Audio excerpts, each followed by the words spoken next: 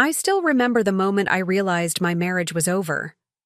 Not because of the drama that followed, but because of how ordinary it felt. After 30 years of marriage, Richard didn't even have the decency to look me in the eye when he told me. He was packing for what I thought was another business trip, methodically folding his designer shirts into a suitcase while casually mentioning that he wouldn't be coming back. 3 decades of my life, dismissed between the folding of a Brooks Brothers shirt and the careful arrangement of his cufflinks. Before we jump back in, tell us where you're tuning in from. And if this story touches you, make sure you're subscribed, because tomorrow, I've saved something extra special for you. Marlo, we need to talk about something, he said, his eyes focused on his luggage. This isn't working for me anymore. I've been thinking about it for a long time, and I need to move on. I stood in the doorway of our master bedroom, the one I had meticulously decorated over the years, feeling as if the air had been sucked from my lungs. 30 years of organizing his life, hosting his business dinners, playing the perfect wife at every charity gala in Lakeside, and he couldn't even pause his packing to end our marriage. Is there someone else? I asked, already knowing the answer. A man like Richard Mitchell doesn't leave without a safety net. He finally looked up, not with guilt, but with something worse. Relief. Yes.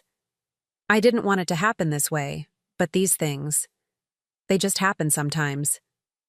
These things just happen, I repeated, my voice hollow. Who is she?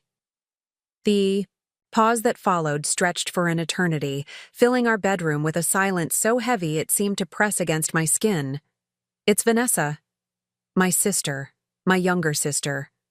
I met Richard at 22, fresh out of college with an art history degree and dreams that extended far beyond the borders of my hometown.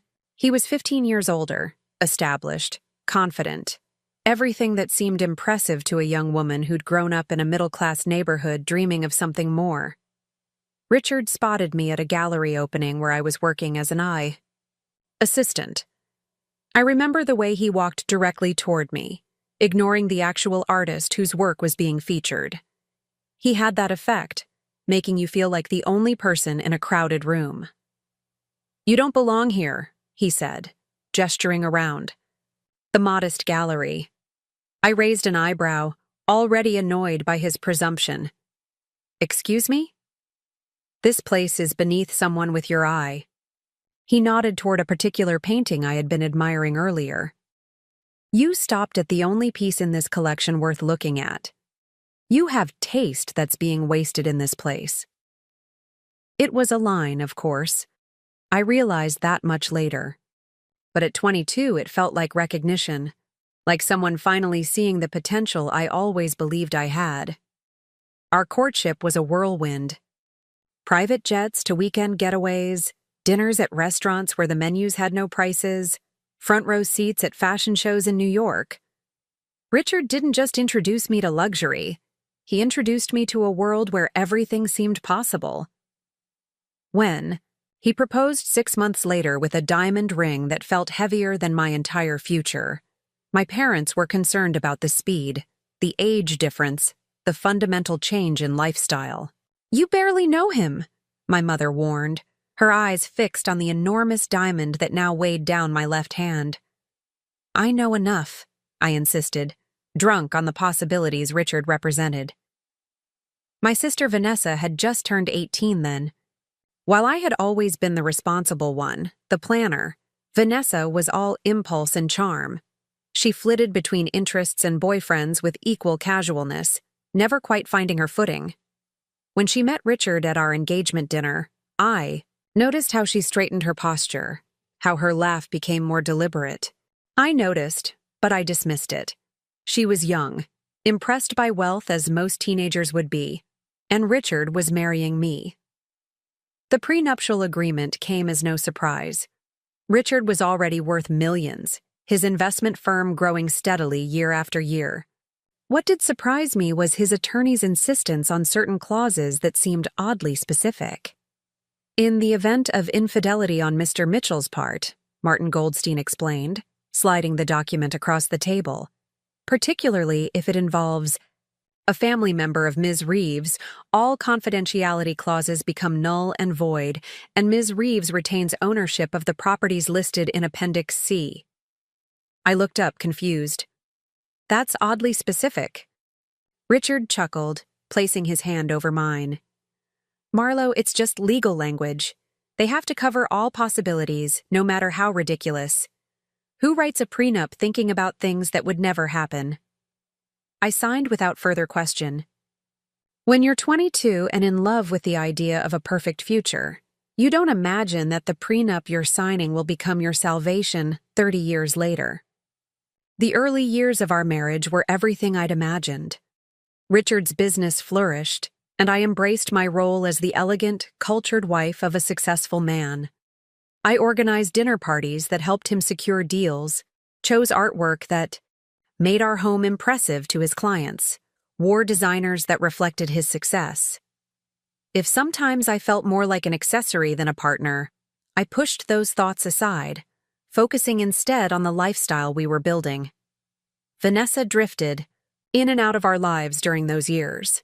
She would appear when she needed money or connections, stayed just long enough to charm Richard into helping her with whatever her latest crisis was, then disappear again. I welcomed these visits at first, glad to maintain a connection with my sister despite our different paths. If I occasionally felt a flicker of unease at how she looked at Richard, I ignored it. She was family, after all, and family meant trust. As the years passed, I gradually set aside my own ambitions. The gallery I had once dreamed of opening remained just that, a dream. Instead, I became the perfect corporate wife, my identity, so thoroughly entwined with Richard's that I could no longer see where he ended and I began. Don't you ever want something that's just yours? Diane asked me once over lunch. She was my oldest friend, the only one who still spoke to me with complete honesty. I have everything I need, I replied automatically, the answer I'd rehearsed over years of similar questions. Diane looked at me skeptically. That's not what I asked, Marlo. I changed the subject. Some truths were too uncomfortable to examine in the harsh light of a restaurant lunch. By our 25th anniversary, I had perfected the role of Mrs. Richard Mitchell. I knew which wines paired best with which client personalities, could discuss market trends just enough to seem intelligent without threatening masculine egos, could deflect questions about children with a practiced smile that revealed nothing of the 3 miscarriages that had left me hollow in the early years of our marriage. The party Richard threw for our anniversary was spectacular, a testament to his success rather than our love, though I didn't allow myself to acknowledge that distinction. 200 guests in the ballroom of the Lakeside Country Club, Champaign, flowing freely, a band playing songs that charted the decades of our marriage.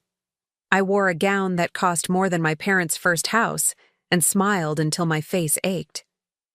You've done well for yourself, my father said during a rare quiet moment. He had never quite warmed to Richard, maintaining a polite distance that I attributed to class differences rather than instinct. We've built a good life, I corrected gently. He studied me for a moment. Is it the life you wanted, Marlo? Before I could answer, Richard appeared, placing a proprietary hand on my waist. There's my beautiful wife. Senator Williams is asking for you. Apparently you made quite an impression at the charity auction last month. Preparing and narrating this story took us a lot of time, so if you are enjoying it, subscribe to our channel. It means a lot to us. Now back to the story. And just like that, I was whisked away, the question left hanging in the air between my father and me. 5 more years passed in a blur of sameness. I maintained our homes, managed our social calendar, accompanied Richard on business trips, where I was expected to charm and distract the wives of his associates. If I felt increasingly invisible, I told myself it was the natural progression of a long marriage, comfort replacing passion, routine replacing surprise. I didn't notice when things began to change. Perhaps because the changes were so subtle, or perhaps because I had become so accustomed to not looking too closely at the cracks in our perfect facade. Richard began working later, traveling more frequently, checking his phone with a guarded expression I hadn't seen before. And Vanessa began visiting more often, usually when Richard was home rather than during the weekdays when I would have welcomed the company. At 48, she had the same restless energy as always, bouncing between careers and relationships with no clear direction. Yet somehow she had maintained the vitality that I felt draining from me with each passing year. "You're so lucky. Marlo," she would say, gesturing around our lakeside mansion. "All this security, this stability. You've always known exactly what you wanted." I would smile and nod, not admitting that I couldn't remember the last time I had wanted anything for myself, that I had become so adept at anticipating Richard's desires that my own had atrophied from neglect. It was during one of Vanessa's visits that I first noticed something had shifted. Nothing obvious, just a new awareness between them, conversations that stopped abruptly when I entered a room, a tension in the air that hadn't existed before. I dismissed my concerns as paranoia, the insecurity of a woman watching her 50s approach while married to a man who still turned heads. "You're imagining things," I told myself firmly after catching a look between them during dinner one evening. "She's your sister. He's your husband. There are lines people don't cross." But some lines, I would soon learn, were not just crossed, but erased entirely. The day Richard told me he was leaving began like any other.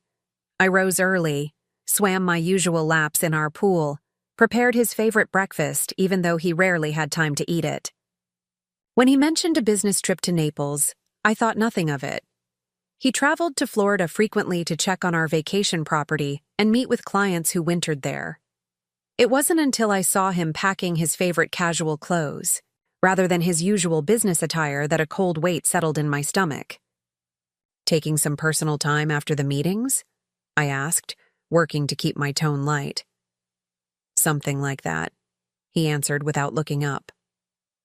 And then came the conversation that ended 30 years of marriage, the admission that it was Vanessa he was leaving with, my sister.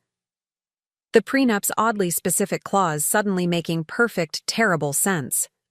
I didn't cry when he left. I sat on the edge of our bed, my bed now, I supposed, and felt strangely calm.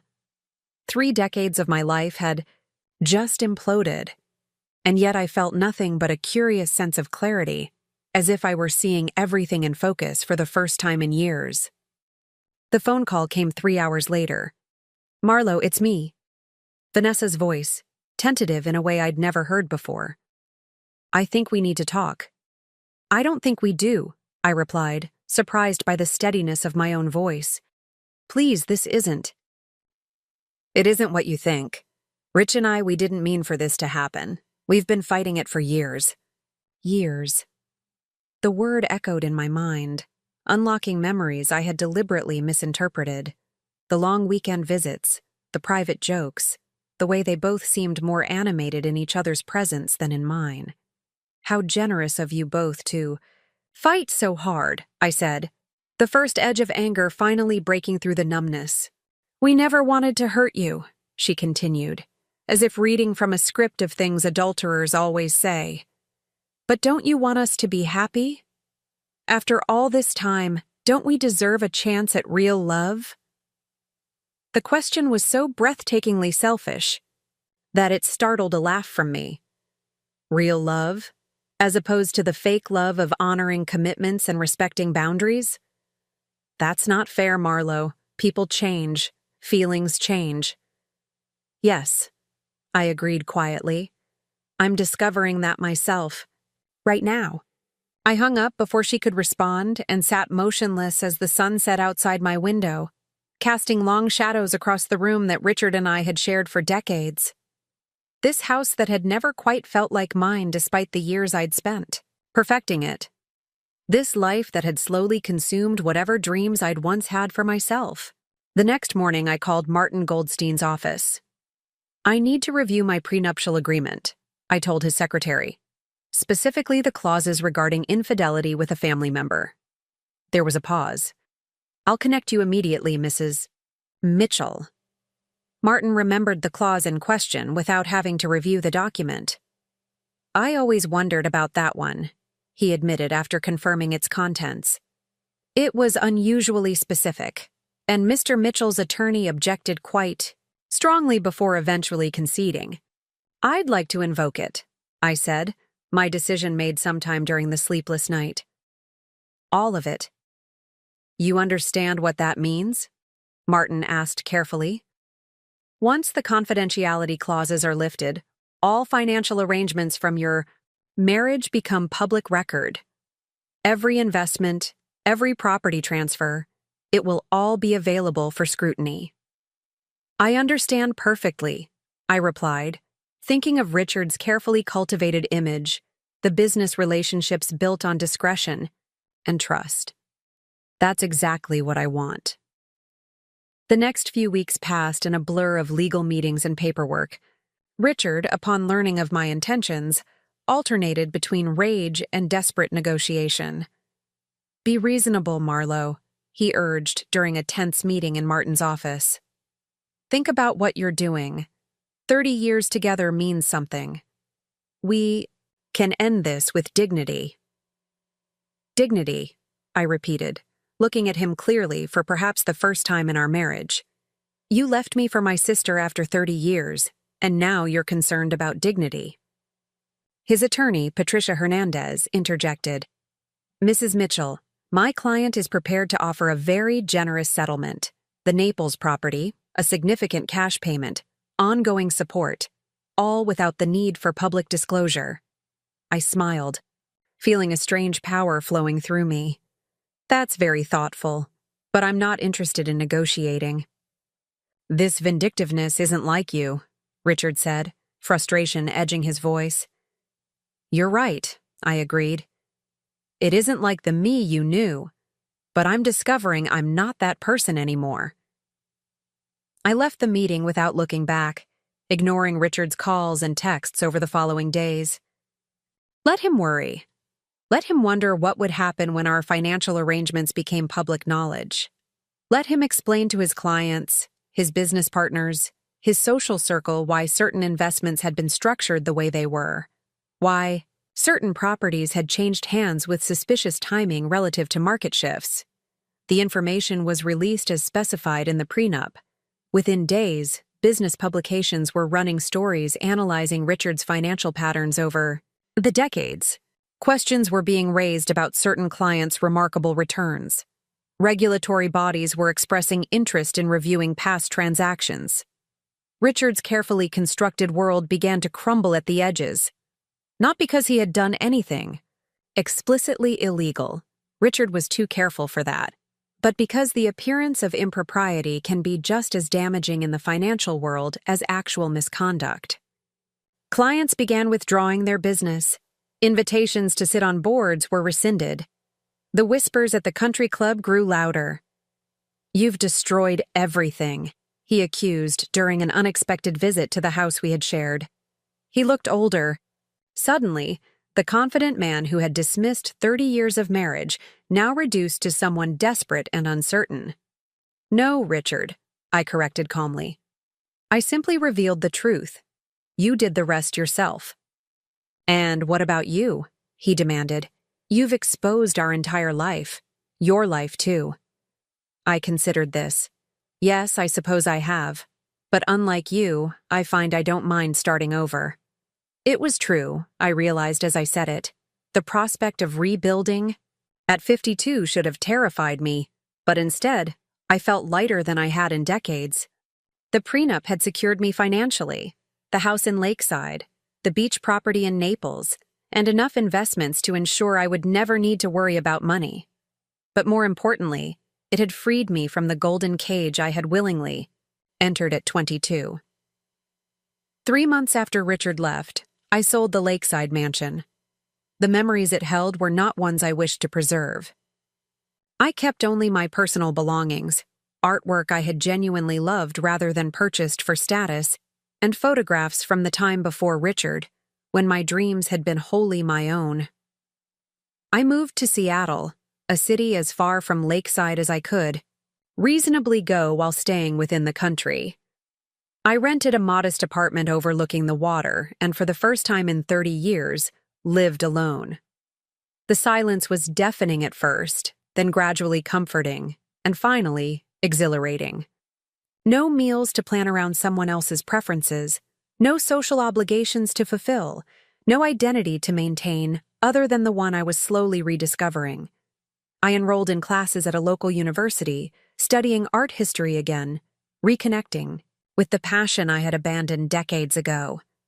My classmates were mostly young enough to be my children, but I found I didn't mind.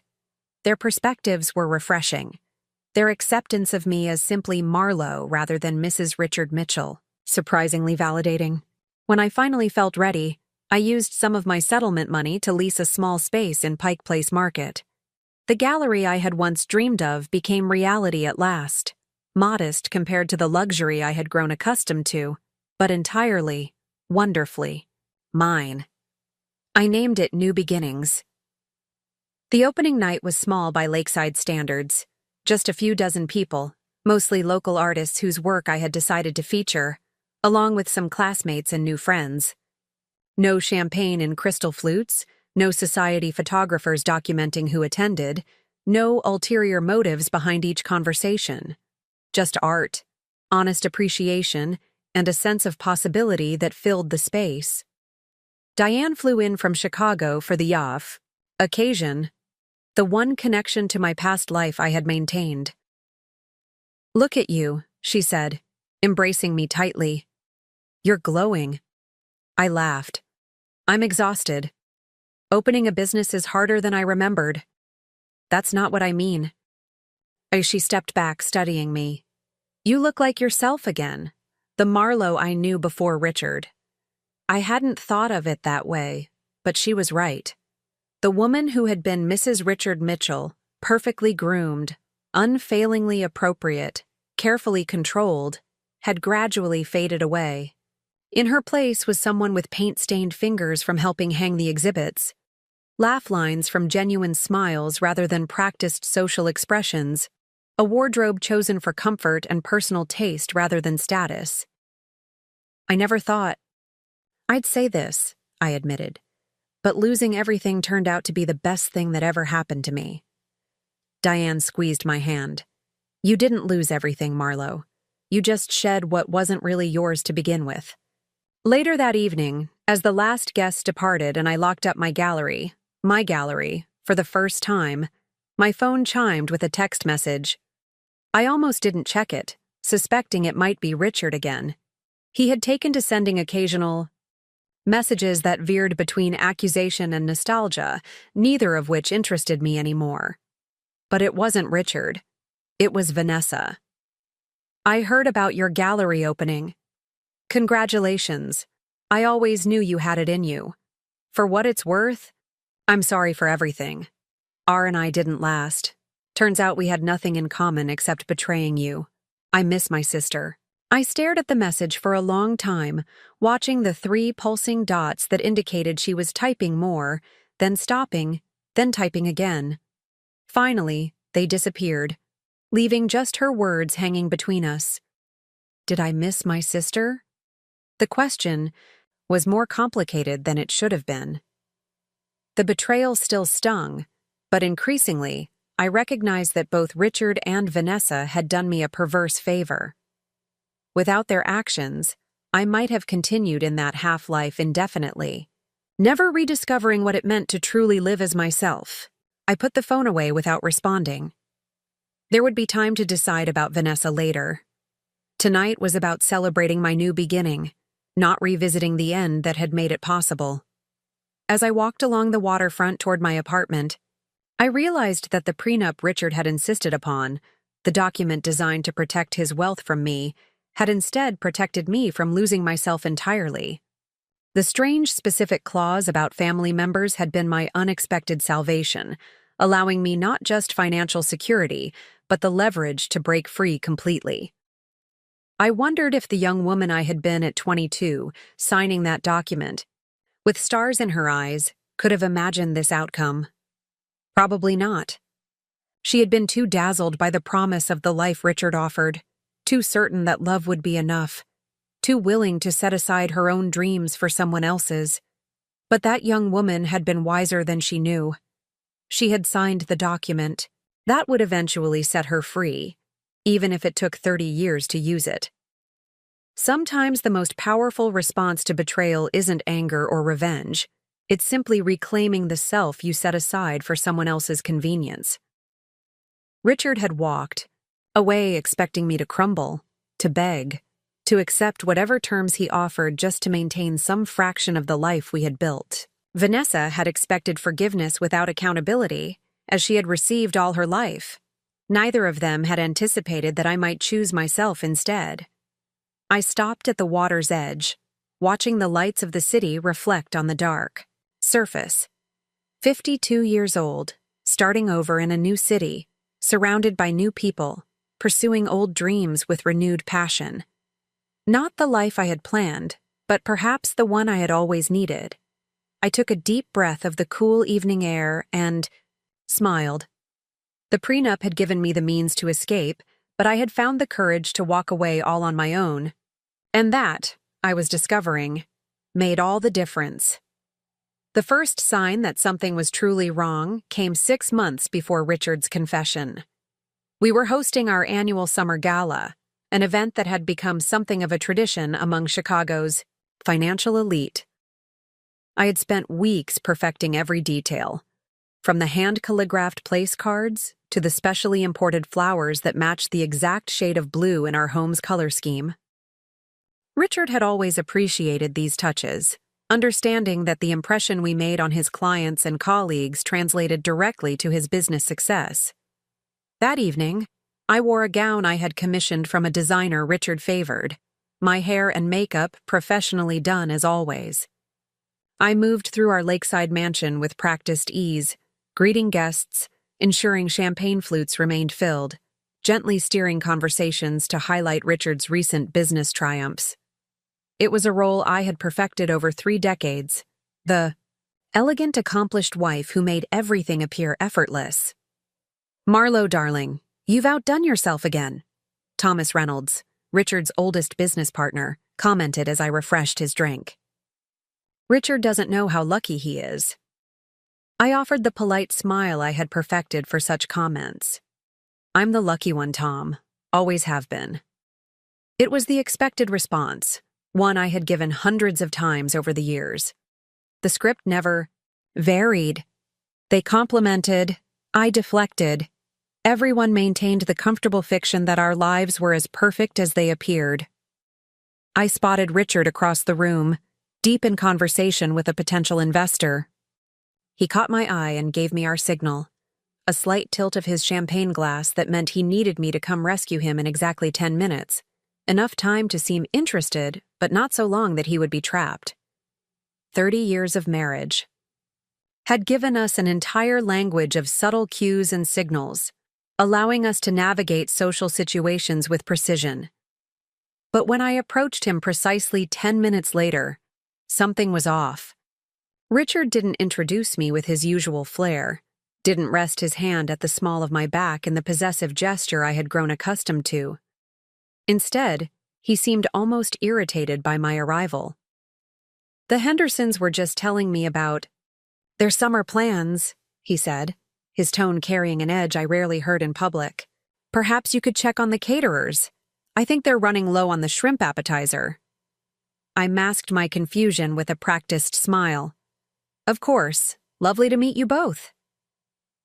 As I walked away, I felt a subtle shift in the atmosphere of our carefully choreographed life. Richard had never dismissed me so obviously before. Our partnership, and it was a partnership, even if the terms had always been dictated by his needs, had been built on mutual understanding of our roles. I provided the perfect backdrop for his success. He provided the lifestyle I had grown accustomed to. For him to disrupt that balance in public was unprecedented.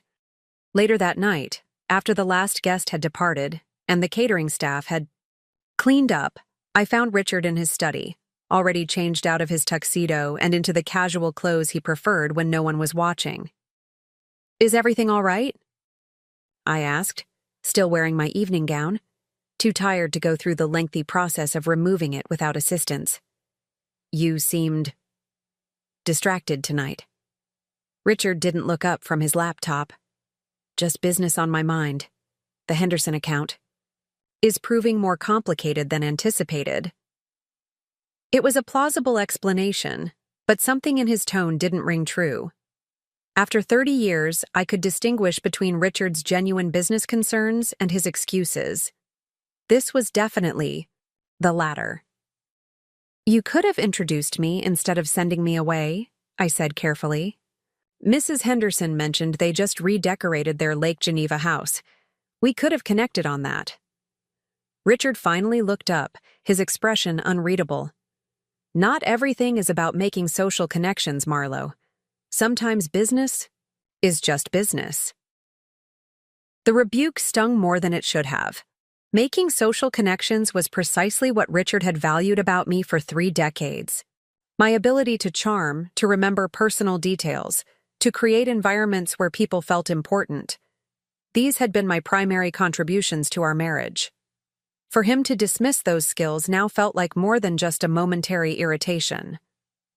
Of course, I replied, keeping my voice neutral. I'm going to bed. Don't stay up too late. He was already looking back at his screen. I'll be up a while. Don't wait for me. That night marked the first of many small changes. Richard began working later, traveling more frequently, attending events without me that had always been our engagements. When he was home, he was distant, his attention constantly pulled to his phone, smiling at text messages from someone he never identified. I told myself it was just a phase, a midlife crisis perhaps, though Richard was well past the age when such things typically occurred. At 67, he was still remarkably handsome, his silver hair and fit physique the result of expensive tailoring and a personal trainer I had insisted on years ago. Men in his position often went through periods of restlessness, I reasoned. It would pass. But it didn't pass. If anything, the distance between us grew wider. Our conversations became perfunctory, limited to household logistics and social obligations. The casual intimacies of long marriage, the morning coffee shared, in comfortable silence, the debriefs after social events, the small physical touchpoints that had punctuated our days, gradually disappeared, leaving a hollow space where our connection had been. Have you and Richard considered couples therapy? Diane asked during one of our monthly lunches. You seem different lately. I stirred my untouched salad. Richard doesn't believe in therapy. He says it's for people who lack self-discipline. Diane's expression softened with concern. And what do you believe, Marlowe? The question caught me off guard. What did I believe? After 30 years of calibrating my opinions to complement Richard's, I wasn't entirely sure anymore. I believe marriages go through phases, I said finally. This is just a temporary adjustment period. Diane reached across the table to squeeze my hand. Just remember you deserve happiness too. Not just Richard. Her words stayed with me, an uncomfortable pebble in the shoe of my carefully constructed life. Happiness had never been the point, not really. I had traded that possibility for security, status, and a certain kind of freedom that came with wealth. Richard and I had an arrangement that had worked for 30 years. If the terms were changing, I needed to adapt, not question the foundation. Then Vanessa called, asking if she could stay with us for a while. She had just ended another relationship, was between apartments, needed some time to regroup. It was a familiar pattern. My sister's life had always been a series of fresh starts and sudden endings, each crisis requiring family intervention and financial support. Of course you can stay, I told her without consulting Richard. Family was family, and our guest room stood empty most of the time anyway. Take as long as you need. When I informed Richard of Vanessa's imminent arrival, I expected his usual resigned sigh. My sister had never been his favorite person, though he had always been generous with her out of respect for me. Instead, he surprised me with his response. Actually, that works out perfectly, he said, looking up from his newspaper with unusual animation. I could use her help with a project I'm working on. A project? I echoed, confused. What kind of project would Vanessa help with? Richard shrugged, returning to his paper. Just some ideas for revamping our charitable foundation. Vanessa has experience in nonprofit work, doesn't she? It was true that Vanessa had briefly worked for a community arts program, one of her many short-lived career attempts. But Richard had never shown the slightest interest in her professional experiences before. That's thoughtful of you, I said carefully. I'm sure she'd be happy to contribute. Vanessa arrived 3 days later with her usual excess of luggage and energy, filling our quiet home with chatter and the scent of the expensive perfume she always wore too much of. I had prepared the guest suite furthest from our bedroom, knowing her habit of playing music late into the night. This place never changes, she declared, dropping her bags in the foyer for the housekeeper to deal with. Same perfect furniture, same perfect art, same perfect sister. I embraced her, noting that at 48, she still maintained the slim figure and vibrant presence that had always drawn attention.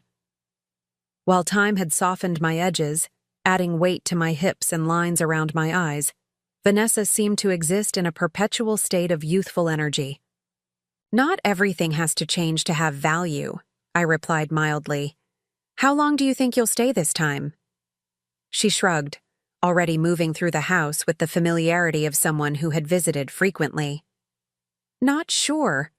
The last relationship really did a number on me.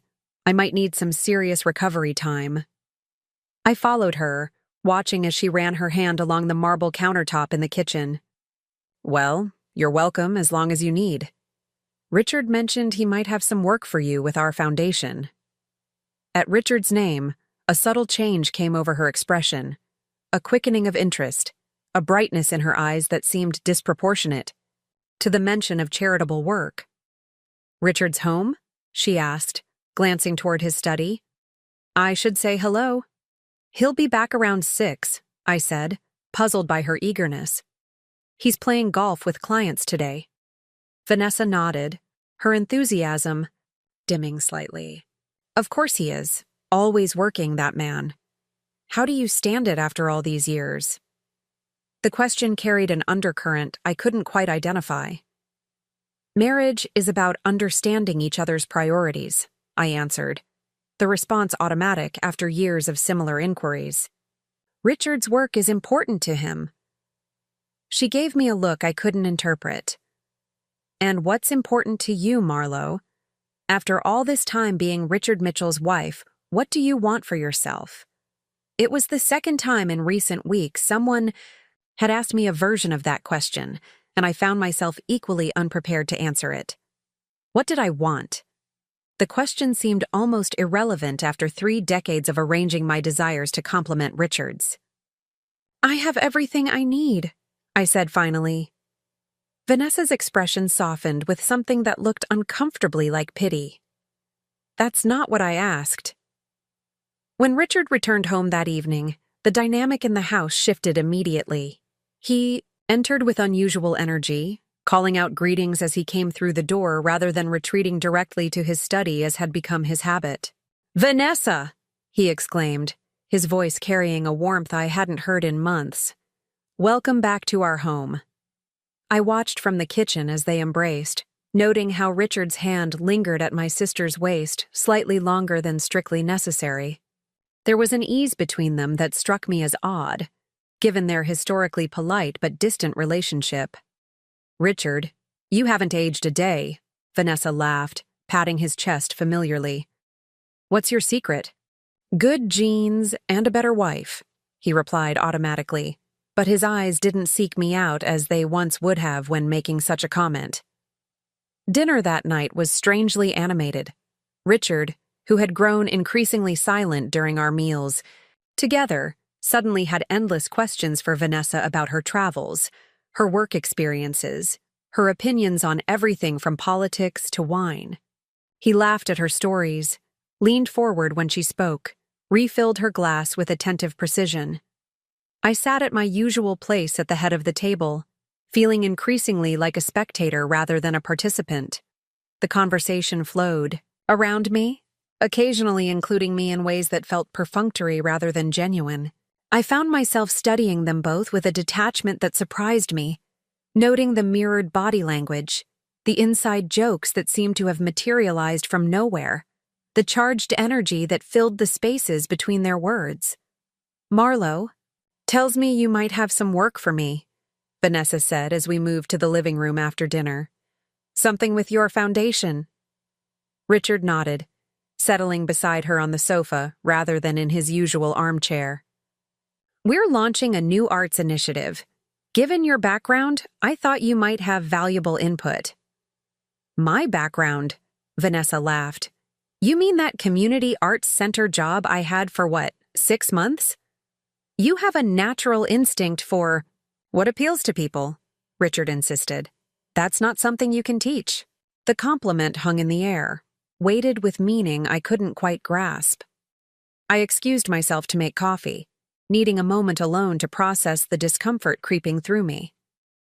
In the kitchen, I gripped the edge of the counter, forcing myself to breathe slowly. What was happening here? Was I imagining the undercurrent between my husband and sister, projecting my insecurities onto innocent interactions? Or was I finally seeing something that had been developing right under my nose?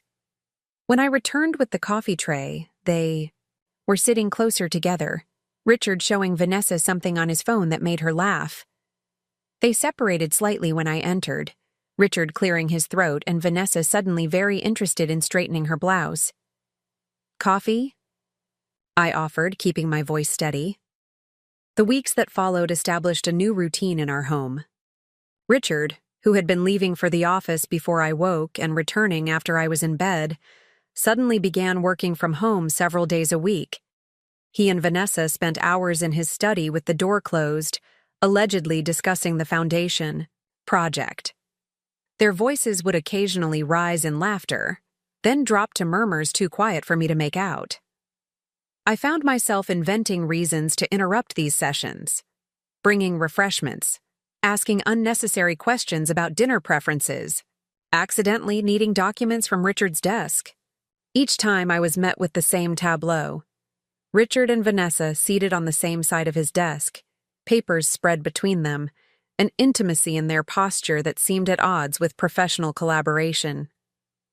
"How is the project coming along?" I asked one evening as Richard and I prepared for bed, a ritual that had become increasingly silent in recent months. "Well," he replied vaguely, focused on his phone. "Vanessa has some interesting perspectives." "I'm sure she does," I said, watching his reflection in the bathroom mirror as I removed my makeup. "She's always been creative." Richard made a non-committal sound, his attention never leaving his screen. I noticed he had angled himself away from me, protecting whatever he was reading from my line of sight. "You've been working together a lot," I continued, keeping my tone casual. "I hardly see either of you anymore." This finally made him look up. "Are you feeling neglected, Marlo?" The question carried a hint of mockery that cut deeper than outright criticism would have. "Not neglected," I said carefully. "Just curious about the project that's consuming so much of your attention."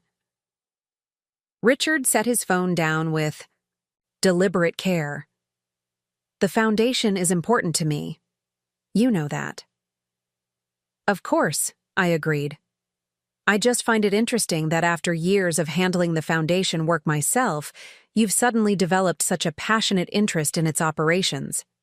A flash of something, guilt, irritation, crossed his face before his expression settled into the bland pleasantness he used with difficult clients. "People change, Marlo. Priorities shift. Isn't that natural after 30 years? The statement hung between us, loaded with implications neither of us was willing to articulate. I finished my nightly routine in silence, sliding into bed beside the man who had been my husband for 3 decades, feeling the vast expanse of cold sheets between us. That night, unable to sleep, I found myself wandering downstairs for a glass of water. As I passed the guest wing, I noticed a sliver of light beneath Vanessa's door. Without conscious decision, I found myself moving closer, ears straining for any sound. For a moment, all was silent, and I felt foolish standing there in my nightgown, spying like a suspicious housemaid. Then I heard it. Richard's distinctive laugh, muffled but unmistakable, coming from inside my sister's room. I froze, hand half raised as if to knock, then slowly lowered it. What would I say? What could I possibly ask that wouldn't make me sound exactly like what I was? A wife suspecting her husband of infidelity with her own sister. The absurdity of the situation struck me suddenly, drawing a silent, bitter laugh from my throat. Instead of confronting them, I returned to my bedroom and lay awake until dawn, staring at the ceiling and wondering when exactly my carefully constructed life had begun its silent collapse. Had it been happening for years without my noticing? Or was this truly something new, a sudden deviation rather than a slow drift? The next morning, I called Martin Goldstein's office and requested a copy of our prenuptial agreement. If my suspicions were correct, I needed to know exactly where I stood legally. It had been 30 years since I'd signed that document, a young woman dazzled by the prospect of marrying into wealth and prominence. I remembered very little of its contents beyond the general provisions for financial separation. Mrs. Mitchell. Martin's secretary sounded surprised. It's been some time. I'll have those documents sent over this afternoon. Is there anything specific you're looking for? Just doing some estate planning. I lied smoothly. Nothing urgent. The prenup arrived via courier 3 hours later, a thick envelope marked confidential. I took it to my private sitting room, the one space in the house that remained, exclusively mine, and began reading. Most of it was standard legal language, definitions of separate property, provisions for death or divorce, protections for Richard's business interests. But midway through, I found the clause that made my hands tremble as I read it. In the event of infidelity on Mr. Mitchell's part, particularly if it involves a family member of Ms. Reeves, all confidentiality clauses become null and void, and Ms. Reeves retains ownership of the properties listed in Appendix C, as well as 25% interest in Mitchell Investments. I read the paragraph 3 times, wondering if my mind was playing tricks on me. Why would such a specific provision exist unless Richard had been contemplating this very scenario even before we married? The implications were staggering. Had he been involved with Vanessa even then, when she was barely 18? Or was he simply covering all possible contingencies, the way he did in his business dealings? Appendix C listed properties that had grown substantially over the years: our vacation home in Naples, a small apartment building in Chicago that generated significant rental income, and most surprisingly, the building that housed Mitchell Investments headquarters, which Richard had purchased early in our marriage as a long-term investment strategy. If this clause were triggered, I would effectively control a significant portion of Richard's business operations, not just receive a settlement. It was more than financial protection. It was leverage. I carefully replaced the document in its envelope, my mind racing. The question wasn't just whether Richard and Vanessa were having an affair.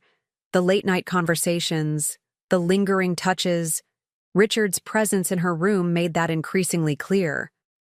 The question was what I intended to do about it. For the first time in our marriage, I held information Richard didn't know I possessed.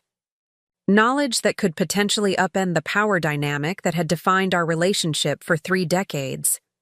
The realization was both terrifying and exhilarating. That evening, I watched them with new awareness. The casual way Richard's hand brushed Vanessa's as they passed dishes at dinner. The private smiles they exchanged when they thought I wasn't looking. The way conversations stopped abruptly when I entered a room. It was all so obvious now that I had allowed myself to see it. I excused myself early, claiming a headache, and retreated to my bedroom. Through the closed door, I heard them move to the living room, music playing softly, glasses clinking as they poured drinks. I should have felt devastated, betrayed, heartbroken. Instead, I felt oddly calm, as if watching a play unfold from a comfortable distance. The next morning, I called Diane. "I need to ask you something," I said when she answered. "And I need you to be completely honest." "Always," she replied, concern evident in her voice. "What's going on?"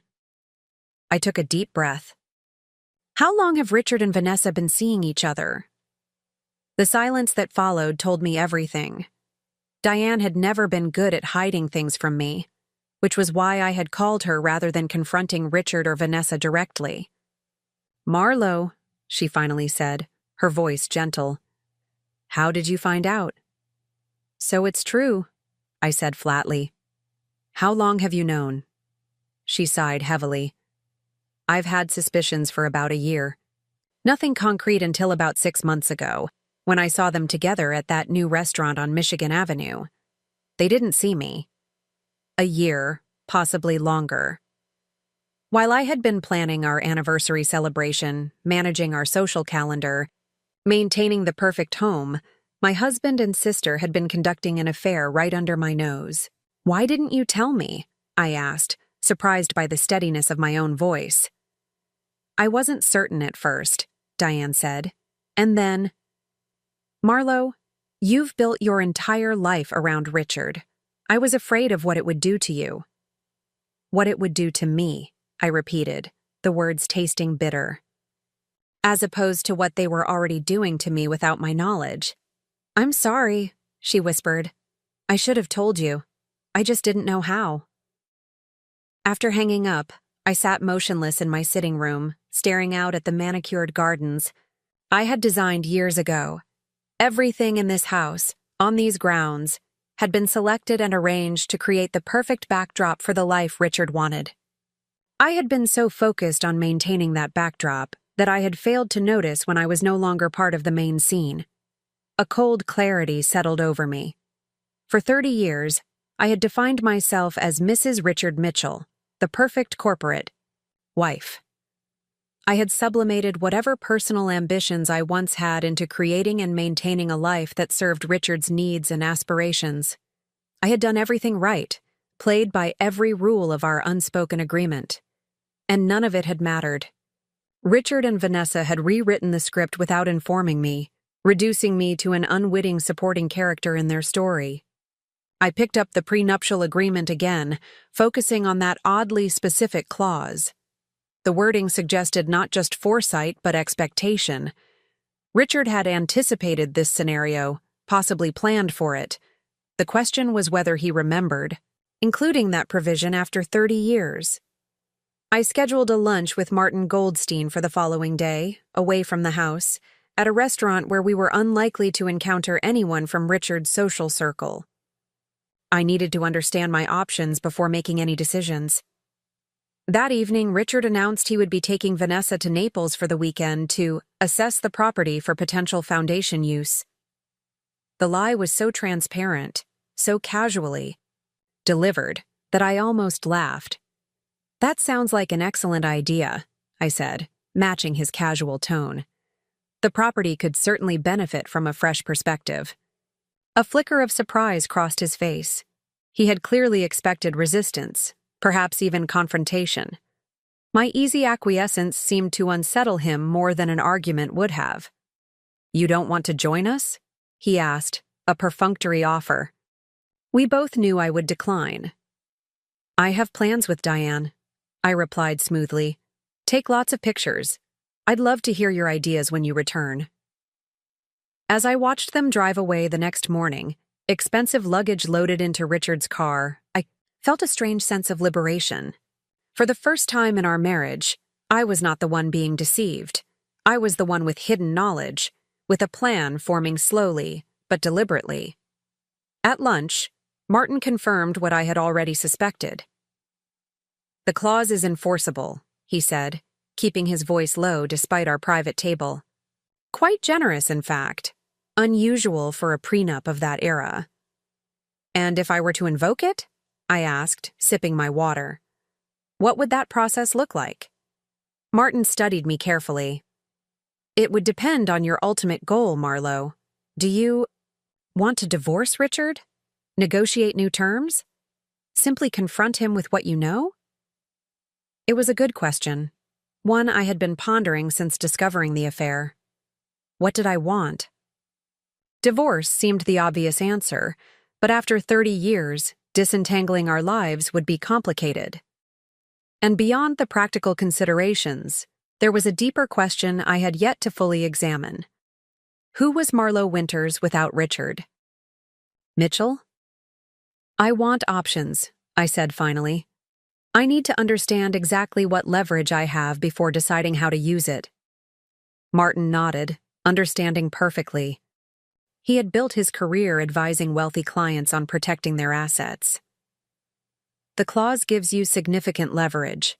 If activated, not only would the confidentiality provisions be nullified, allowing all financial details to become public record, but you would gain control of key properties that Richard relies on for both income and business operations.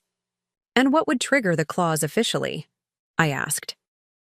Evidence of the infidelity with your sister would need to be documented, Martin replied.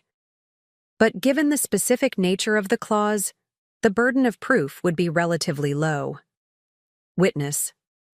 Testimony, photographs, even hotel receipts could be sufficient. I thought of them in Naples, doubtless staying in our vacation home, making no effort to hide their relationship from the staff who had known me for years. Evidence would not be difficult to obtain. I'll need some time to consider my next steps, I told Martin as our lunch concluded. But I'd like you to be prepared to move quickly when I decide. He squeezed my hand gently. For what it's worth, Marlowe, you deserve better than this. You've been an exemplary wife to Richard for 30 years. His actions reflect on him, not you. The words were kind, but they struck an uncomfortable chord. Had I truly been an exemplary wife? Or had I simply been exactly what Richard wanted, until he wanted something else? Had I surrendered so much of myself to this marriage that there was nothing left but the role I played? As I drove home, these questions circled in my mind. The house felt eerily quiet without Richard and Vanessa's presence. I walked through the rooms slowly, seeing them with new eyes. The artwork chosen to impress Richard's clients, the furniture arranged for optimal entertaining, the perfectly coordinated color schemes that had nothing to do with my personal taste. In my closet, designer clothes hung in meticulous order, each piece selected to project the image of the successful businessman's wife. I couldn't remember the last time I had bought something simply because I loved it, because it made me happy to wear it. I found myself in Richard's study, a room I rarely entered when he wasn't present. His desk was immaculate as always, no personal items left in view. Richard had always been careful about what he committed to paper, preferring verbal agreements. When possible, keeping potentially sensitive information secure. Opening his desk drawer required no breaking in. I knew where the key was kept, though I had never had reason to use it before. Inside, I found exactly what I expected. Neatly labeled files, a spare set of cufflinks, business cards in a silver holder, and then, in the back corner, a small velvet box. My hands trembled slightly as I opened it, already suspecting what I would find. The necklace inside was exquisite, a teardrop emerald surrounded by diamonds on a platinum chain. Expensive, tasteful, exactly the sort of gift Richard would select. But it wasn't my style, had never been my preference. In 30 years of marriage, Richard had never given me emeralds, knowing I preferred sapphires. This necklace wasn't meant for me. It was for Vanessa, whose fondness for emeralds dated back to her college years. I replaced the box exactly as I had found it, locked the drawer, and returned to my sitting room. The evidence was accumulating, each piece fitting neatly into a pattern I should have recognized much earlier. Richard and Vanessa were not hiding their relationship. They were simply waiting for the right moment to bring it into the open. and I had a decision to make. I could confront them immediately, demand explanations, dissolve into the tearful, betrayed wife they likely expected me to be. I could file for divorce, citing the infidelity clause, and claim my share of the properties and business interests. I could negotiate a settlement that would ensure my financial security for the rest of my life. Or I could wait, watch, plan. Let them believe they were still controlling the narrative while I prepared to rewrite the ending. As the sun set over Lake Michigan, casting long shadows across the lawn I had so carefully designed, I made my choice. Richard had taught me many things during our marriage, but perhaps the most valuable lesson was one he never intended: patience in pursuit of advantage. I would give them enough rope to hang themselves, documenting everything, building my case methodically. And when the time was right, I would reveal not just that I knew about their betrayal, but that I held the power to determine what happened next. For the first time in 30 years, I was no longer simply Richard Mitchell's wife, the perfect accessory to his success. I was Marlo Winters, and I was about to reclaim control of my own story. When Richard and Vanessa returned from Naples, their faces were flushed with the particular glow that comes from stolen happiness. They brought back salt-scented air and secrets in their luggage, unaware that I had spent their absence constructing a foundation for my independence. I greeted them in the foyer with practiced warmth, accepting Richard's perfunctory kiss on my cheek and Vanessa's overly enthusiastic hug. "The property looks spectacular," Richard announced, handing his bags to our housekeeper. "We've got some excellent ideas for the Foundation's retreat program." "I can't wait to hear all about it," I replied, noting how Vanessa couldn't quite meet my eyes. "Why don't you get settled while I finish preparing dinner? We can discuss it over a glass of wine." As they retreated to their respective rooms, at least maintaining that pretense, I returned to the kitchen where I had been preparing Richard's favorite meal, beef Wellington with truffle mashed potatoes. The irony wasn't lost on me. I was catering to his preferences even as I plotted my liberation from a marriage that had become a charade. During their absence, I had been busy. I had opened a separate bank account at a bank where Richard had no connections, transferring a modest but significant amount from my personal allowance fund. I had quietly retrieved my grandmother's jewelry from our safe deposit box, items that predated my marriage and were indisputably mine alone.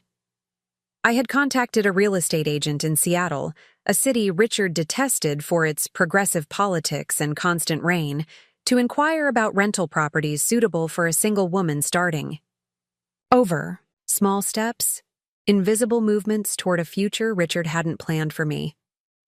At dinner, I watched them perform their carefully rehearsed charade, sitting at opposite ends of the table, discussing the Naples property with studied professionalism, occasionally asking my opinion on foundation matters I had managed for years before being silently removed from the process. I played my part perfectly, the supportive wife, interested but not intrusive, pleasant but not penetrating their facade with uncomfortable questions. "The caretaker mentioned the East Wing needs some repairs," Richard commented, refilling Vanessa's wine glass before offering the bottle to me. Apparently there was some water damage during the last hurricane that wasn't properly addressed. "How strange," I replied mildly. "Miguel usually calls me directly about such issues. I wonder why he didn't mention it during our monthly check-in last week." A flicker of surprise crossed Richard's face before he controlled his expression. "You spoke with Miguel last week?" "Of course," I said, cutting my beef with precision. "I speak with all our property managers regularly. It's been my responsibility for 25 years, Richard. Did you think I had suddenly stopped because you and Vanessa have taken an interest in the foundation?" Vanessa shifted uncomfortably in her chair, shooting Richard a quick, uncertain glance. I pretended not to notice, instead complimenting the wine he had selected. "By the way," I continued, smoothly, "Miguel mentioned that the master bedroom needed new linens. Apparently someone spilled red wine on the duvet. I've already ordered replacements." The silence that followed was exquisite, tense with unspoken admissions and hasty recalculations. Richard recovered first, clearing his throat and steering the conversation to safer topics. But the message had been delivered. I knew more than they realized. After dinner, as Richard and Vanessa retreated to his study for what they claimed was urgent foundation business, I called Diane. "I need a favor," I said when she answered. "Something discreet." "Anything," she replied without hesitation. Our friendship had weathered 3 decades, surviving the gradual social separation that often occurs when one friend marries significantly above their original station. Diane had never been impressed by Richard's wealth or status, which was precisely why he tolerated her continued presence in my life. "I need you to help me establish myself elsewhere," I explained. "Not immediately, but I need foundations in place before I make any moves Richard might notice." Diane didn't ask for explanations. "You're finally leaving him." It wasn't a question, but I answered anyway. "Yes, but on my terms, not his." The following weeks established a strange new rhythm in our household. Richard and Vanessa grew increasingly bold in their affair, secure in what they perceived as my obliviousness or resignation. They took fewer precautions, their hands lingering. In contact during meals, their private conversations becoming less private, their excuses for time alone growing thinner. I maintained my performance flawlessly, playing the part of the devoted wife whose focus remained on maintaining the perfect home and social calendar. I organized a charity auction for the hospital board, scheduled renovations to our formal dining room, hosted a dinner for Richard's most important clients with my usual attention to detail. If anyone noticed the slight distance in my smile or the new reserve in my manner, they attributed it to age or the natural cooling of a long marriage. Behind this carefully constructed facade, I was meticulously documenting everything. I photographed credit card statements showing matching hotel charges in cities where Richard claimed to be traveling alone. I saved text messages from our household, staff that inadvertently confirmed Richard and Vanessa's closeness. I recorded dates, times, and observations in a password-protected document stored on a cloud account Richard knew nothing about. I also began the careful process of reclaiming pieces of myself that had been subsumed by my role as Mrs. Richard Mitchell. I enrolled in an online art history course, rekindling the passion I had abandoned after college. I reconnected with friends who had drifted away as my social circle narrowed to Richard's business associates and their wives. I began taking long walks alone, reacquainting myself with the simple pleasure of solitude. Small acts of independence that prepared me for a life after Richard. One evening, as I was reviewing estate planning documents with our financial advisor, another preparatory step carefully disguised as routine business, Richard entered my sitting room without knocking, something he had rarely done even in the early years of our marriage. "We need to discuss something," he announced, dismissing the advisor with a peremptory nod. "Thank you, James. My wife and I need some privacy." I maintained my composure, calmly gathering the documents as James excused himself. "What's so urgent, Richard? I was in the middle of something important." He paced the room, uncharacteristically agitated. Richard had always prided himself on his control, on never revealing more emotion than strategically advantageous. This visible discomfort signaled something significant. "I've been thinking about our future," he began, still pacing. "We've had a good run, Marlowe. 30 years is a substantial investment of time by anyone's standards." I folded my hands in my lap, waiting. This was it. The conversation I had been anticipating for weeks. Richard was finally preparing to end our marriage, having arranged all the pieces to his satisfaction. "But people change," he continued, using almost exactly the same words he had used weeks earlier. "Priorities shift. What fulfills us at 22 isn't necessarily what fulfills us at 67. Or 52, I added quietly. He paused, momentarily thrown by my interruption. Yes, exactly. We've both reached ages where we have to consider how we want to spend our remaining years. I nodded encouragingly, as if this philosophical framing was necessary or helpful, rather than a transparent attempt to justify what was coming next. I've been doing a lot of soul-searching, Richard said, finally sitting across from me. About what truly makes me happy, what I want for this final chapter of my life. And what have you concluded? I asked, my voice steady despite the absurdity of the situation. Richard had never soul-searched a day in his life. His decisions had always been calculated moves toward greater advantage, whether in business or personal matters. He looked directly at me for the first time in the conversation. I think we should consider separation, Marlowe. An amicable parting that acknowledges the value of what we've built together while allowing us both to pursue individual happiness. Individual happiness.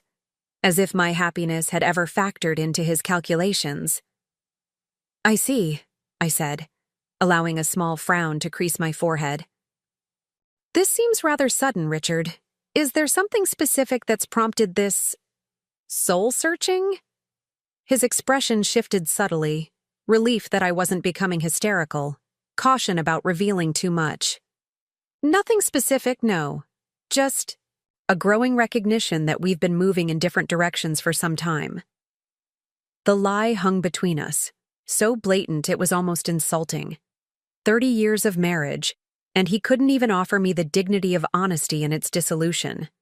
Different directions, I repeated thoughtfully. That's an interesting perspective. I wasn't aware we had been moving at all. Our lives have seemed rather stationary to me. Richard's relief at my apparent calm emboldened him. That's part of the issue, perhaps. Stagnation isn't healthy for anyone. We both deserve a chance to grow in new ways before it's too late. I allowed a sad smile to cross my face. And does this new growth happen to involve my sister? The color drained.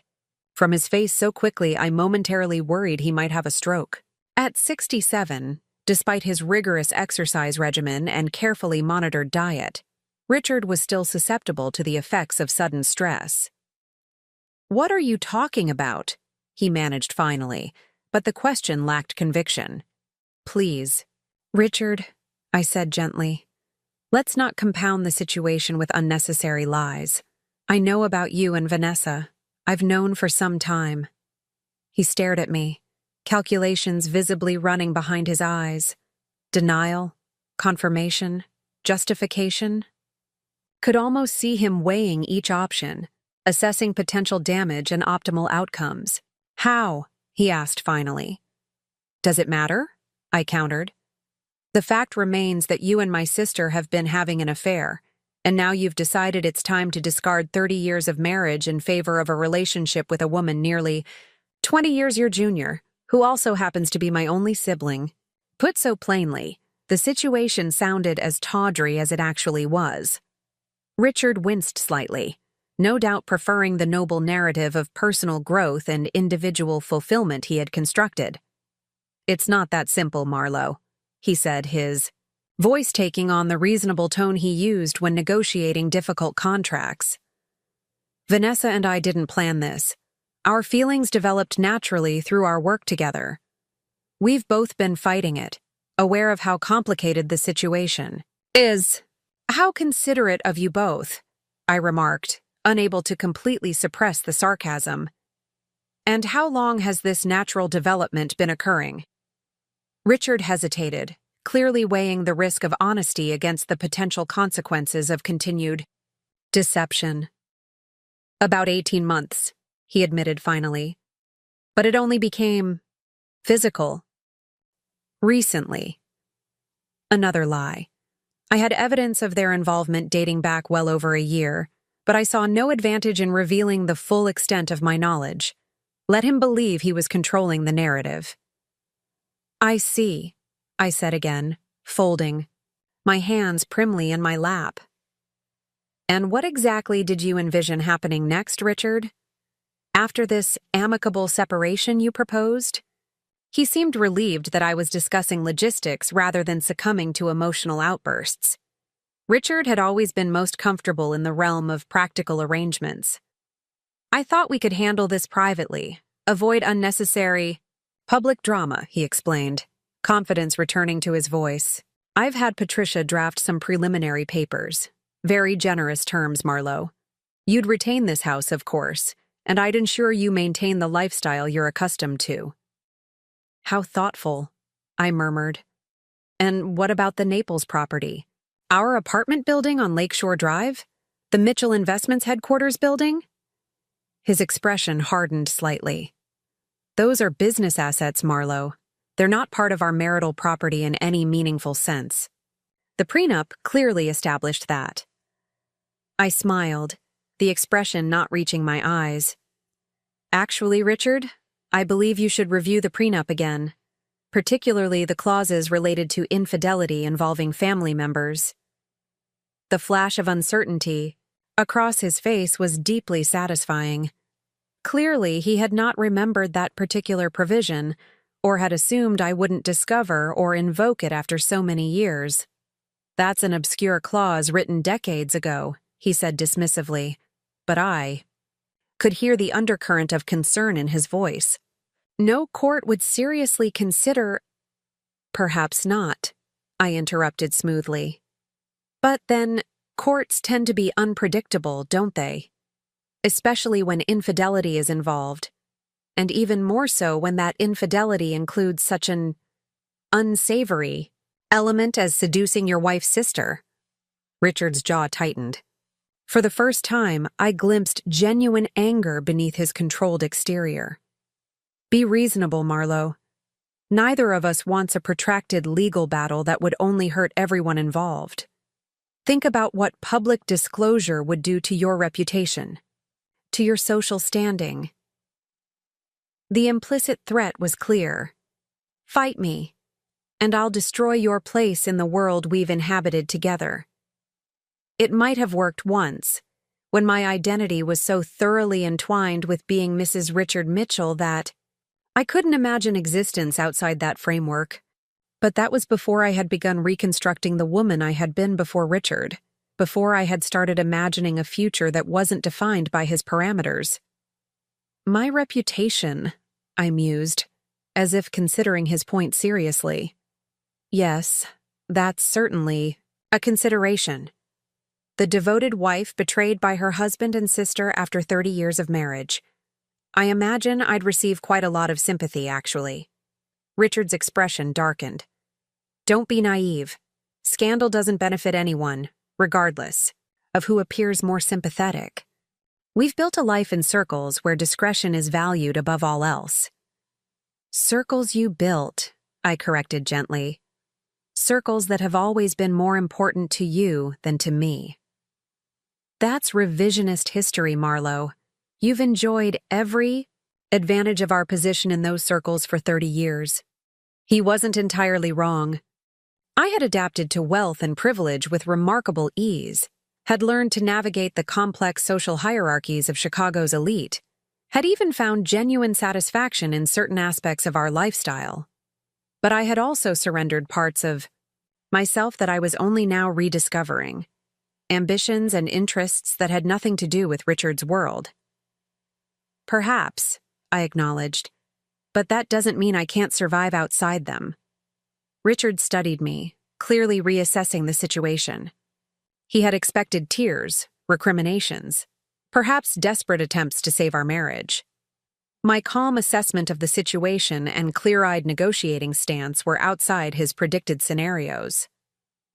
What exactly do you want, Marlowe? He asked. Finally.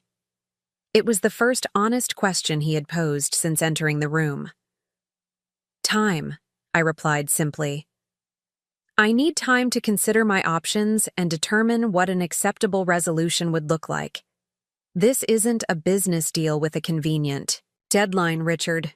It's the dismantling of 3 decades of my life. He nodded slowly, relief evident in his posture.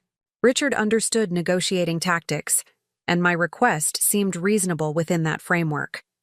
Of course. Take whatever time you need. There's no rush. No rush. Except for the fact that he and Vanessa were clearly eager to bring their relationship into the open, to stop pretending their connection was purely professional or familial. But Richard was confident in his ability to outweight me, to eventually maneuver me into accepting whatever terms he deemed appropriate. "Thank you," I said, rising gracefully to indicate our conversation was over. "I appreciate your honesty, belated though it may be. Please tell Patricia not to proceed with any paperwork just yet. I'll be consulting with my own attorney before making any decisions." A flicker of annoyance crossed his face at the mention of my separate legal representation, but he nodded again. "Naturally. Though I hope we can resolve this without turning it into an adversarial process." I smiled, the expression not reaching my eyes. That would be my preference as well. 30 years together deserves a dignified conclusion, don't you think? After Richard left, I remained seated in my sitting room, staring out at the garden now covered in early autumn colors. The confrontation had gone almost exactly as I had anticipated. Richard initiating the separation on his terms, offering what he considered generous concessions while protecting his core assets, assuming I would eventually acquiesce to preserve peace and stability. What he didn't understand, what he had never understood, was that I was no longer the 22-year-old who had signed his prenuptial agreement with stars in her eyes. I was a woman who had spent 3 decades studying Richard Mitchell's tactics, observing his strengths and weaknesses, learning the subtle arts of negotiation and strategic patience that he considered his exclusive domain. I picked up my phone and texted Diane. It started. He made his opening move. Her response came immediately. "Are you okay?" Was I okay? The question was more complex than it appeared. My marriage was ending. My relationship with my only sibling was irreparably damaged. The life I had built over 30 years was disintegrating around me. And yet, I felt more clear-headed than I had in years. The fog of compromise and accommodation that had gradually enveloped me was lifting, revealing possibilities I had long since stopped considering. "I'm better than okay," I replied. "I'm finally awake." When Vanessa approached me the following morning, her face a study in practiced contrition, I was prepared. I had been expecting this conversation. Richard would have reported our discussion, and they would have agreed that Vanessa should attempt to smooth things over, woman to woman, sister to sister. "Can we talk?" she asked, hovering in the doorway of the breakfast room where I was enjoying my usual morning coffee and fruit. Richard had already left for the office, maintaining the fiction of normal routine. "Of course," I replied, gesturing to the chair across from me. "Would you like some coffee?" She sat, declining the coffee with a nervous shake of her head. I noticed she had dressed with particular care, a modest blouse in a color that flattered her complexion, minimal makeup, hair pulled back in a simple style that emphasized the family resemblance between us. The image of the humble penitent, carefully constructed to evoke sympathy. "Marlo, I don't even know where to begin," she started, her voice catching on what might have been genuine emotion or skilled performance. With Vanessa, it was often difficult to distinguish between the two. "Richard told me you know about us." I nodded, taking a deliberate sip of my coffee. "Yes." She waited for me to say more, to rage or weep or demand explanations. When I remained silent, she continued uncertainly. "I never meant for this to happen. You have to believe that. When I came to stay here, it was exactly what I told you. I needed space after my breakup, time to figure things out. There was never a plan to begin an affair with my husband," I supplied calmly. "To betray the sister who has supported you financially and emotionally throughout your adult life? To participate in the dissolution of a 30-year marriage." Vanessa flinched as if I had slapped her. "When you put it that way, it sounds horrible." "How would you put it, Vanessa? In what possible framing is this not a profound betrayal?" She twisted her hands in her lap, a childhood gesture I hadn't seen in years. It's complicated, Marlo. Richard and we connect in ways I can't explain. It's like we understand each other on a level that transcends conventional relationships. I suppressed a mirthless laugh. The cliché was so predictable it was almost disappointing. Transcendent understanding. How convenient that this spiritual connection manifested after Richard had accumulated considerable wealth and status, rather than when you first met him 30 years ago. Anger flashed briefly in her eyes before she controlled her expression. That's not fair. This isn't about Richard's money or position. We genuinely care for each other. I'm sure you do, I replied, my tone neutral. After all, you've both demonstrated such capacity for care and consideration in your actions thus far. Vanessa leaned forward, her face earnest. I know you're hurt, and you have every right to be. But Richard and I didn't choose these feelings. They just happened. Haven't you ever experienced something that felt bigger than yourself? Something you couldn't control no matter how hard you tried? The question was presumably rhetorical, but I considered it seriously. Had I ever felt that kind of overwhelming connection, that irresistible pull toward another person? Perhaps, briefly, in my early 20s, before practicality and ambition led me to accept Richard's proposal. But I had made choices, conscious decisions to prioritize certain values over others. I had not allowed myself to be swept away by emotion when it conflicted with commitment. No, I said finally. I haven't. I've always believed that adults make choices and accept the consequences of those choices. Feelings may be involuntary, but actions are not. Vanessa sighed, frustration evident in the sound. I knew you wouldn't understand. You've always been so controlled, so perfect. You've never allowed yourself to be messy or impulsive or fully human. The accusation stung more than I would have expected. Was that how my sister saw me? As some cold, calculating machine incapable of genuine feeling? Had I become so adept at sublimating my own desires that even those closest to me perceived me as emotionally stunted? Perhaps, I acknowledged, surprising her with my candor. But that control, that perfectionism you deride, it was in service to commitments I made. Promises I intended to keep.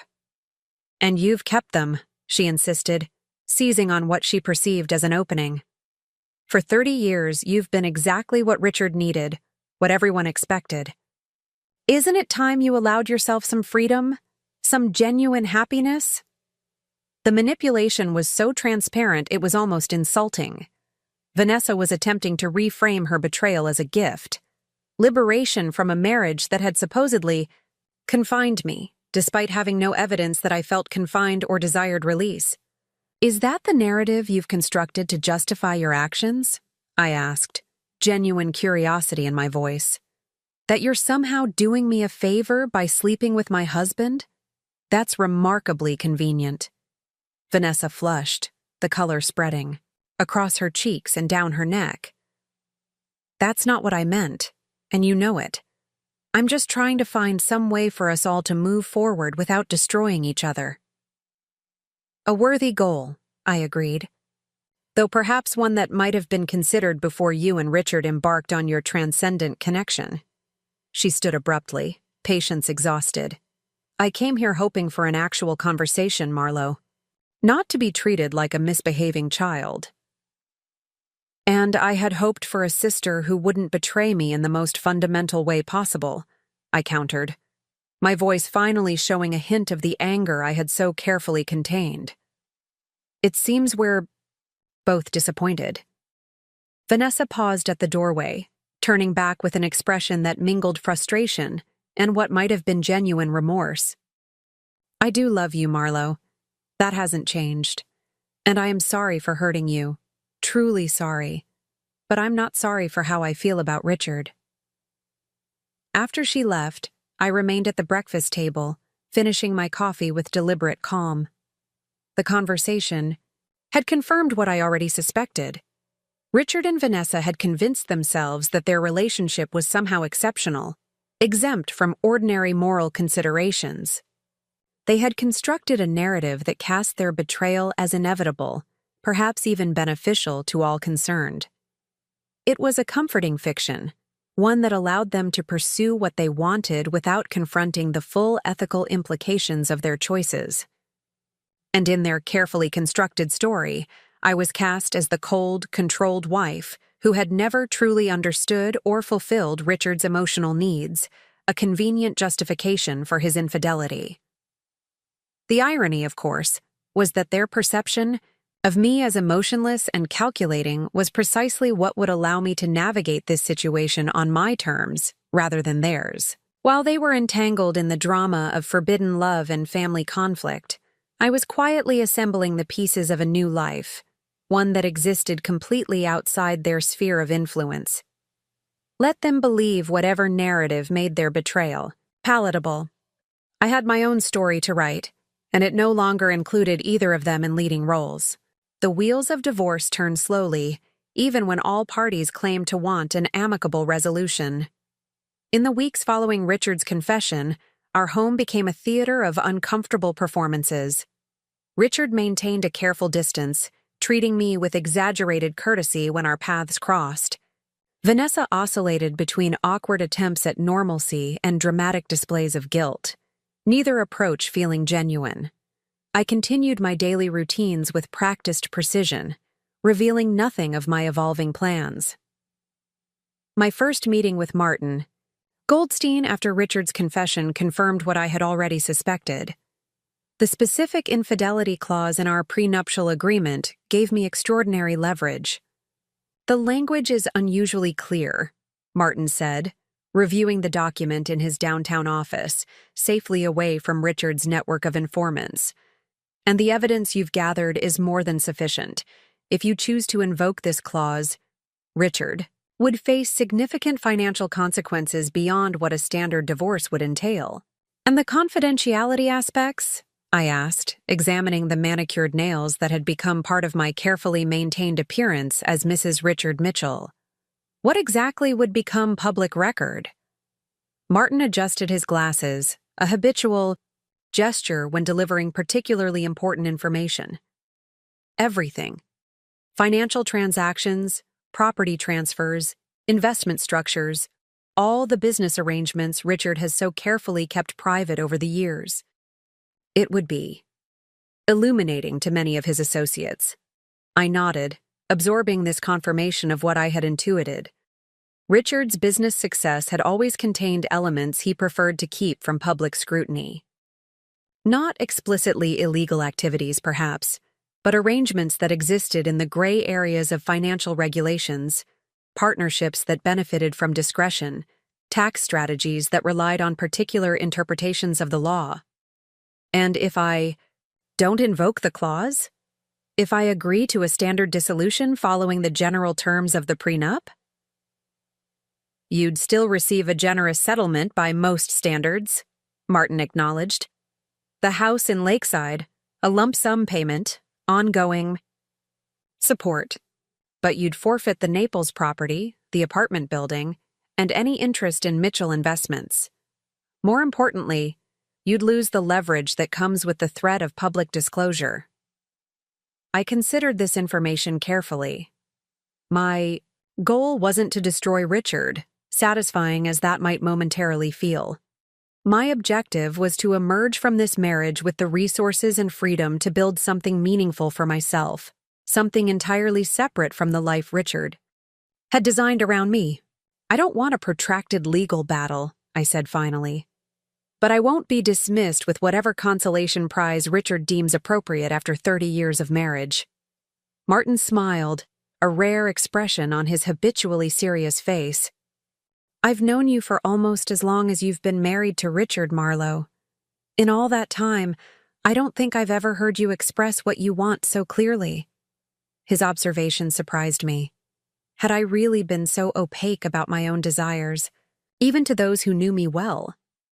Or had I simply become so accustomed to subordinating my wishes to Richard's that I had stopped articulating them altogether? I'm discovering that I have quite a lot of opinions, I replied, returning his smile, with a small one of my own. 30 years of accumulated thoughts I never expressed. Well, now is an excellent time to start expressing them, Martin said, his tone becoming more businesslike as he gathered his notes. I suggest we begin by drafting our own proposal rather than responding to whatever Richard's attorneys present. Let's define the terms from the outset. I left Martin's office feeling something I hadn't experienced in years, a sense of agency, of directing my own narrative rather than playing a supporting role in someone else's. The sensation was both exhilarating and terrifying. For decades, I had allowed Richard to make the major decisions in our lives, to establish the parameters within which I operated. Now, every choice was mine alone to make. When I returned home, I found Richard waiting in the kitchen, an unusual location for him at that hour. He typically avoided domestic spaces during the day, preferring the masculine territory of his study or the neutral ground of the living room for necessary conversations. "Where have you been?" he asked, his tone casual, though his posture suggested tension. "I tried calling your cell." I set my handbag on the counter, noticing that I had indeed missed 2 calls from him. "I had an appointment downtown. Is there something urgent you needed?" Richard studied me, clearly trying to gauge whether my appointment had been with an attorney. "Patricia has prepared some preliminary divorce papers for review. I thought we might discuss them this evening. Start moving this process forward in a civilized manner." The presumption was so typically Richard, assuming I would simply review and accept whatever terms his attorney had drafted, grateful for the opportunity to resolve our situation civilly. "I'm afraid I have plans this evening," I replied, opening the refrigerator to retrieve a bottle of water. "And, as I mentioned previously, I'll be consulting with my own attorney before reviewing any proposals." Richard's jaw tightened almost imperceptibly. "Marlowe, there's no need to make this adversarial. We both want the same thing, a quick, quiet resolution that preserves dignity for everyone involved." I took a deliberate sip of water, studying him over the rim of the glass. Richard looked tired, I realized. The confident facade he maintained in public had slipped slightly, revealing the strain of navigating a situation he couldn't simply control, through financial leverage or social pressure. "Do we want the same thing, Richard? I'm not certain we do. You want to transition smoothly from one relationship to another with minimal disruption to your financial empire and social standing. My priorities may be different." "What exactly are your priorities?"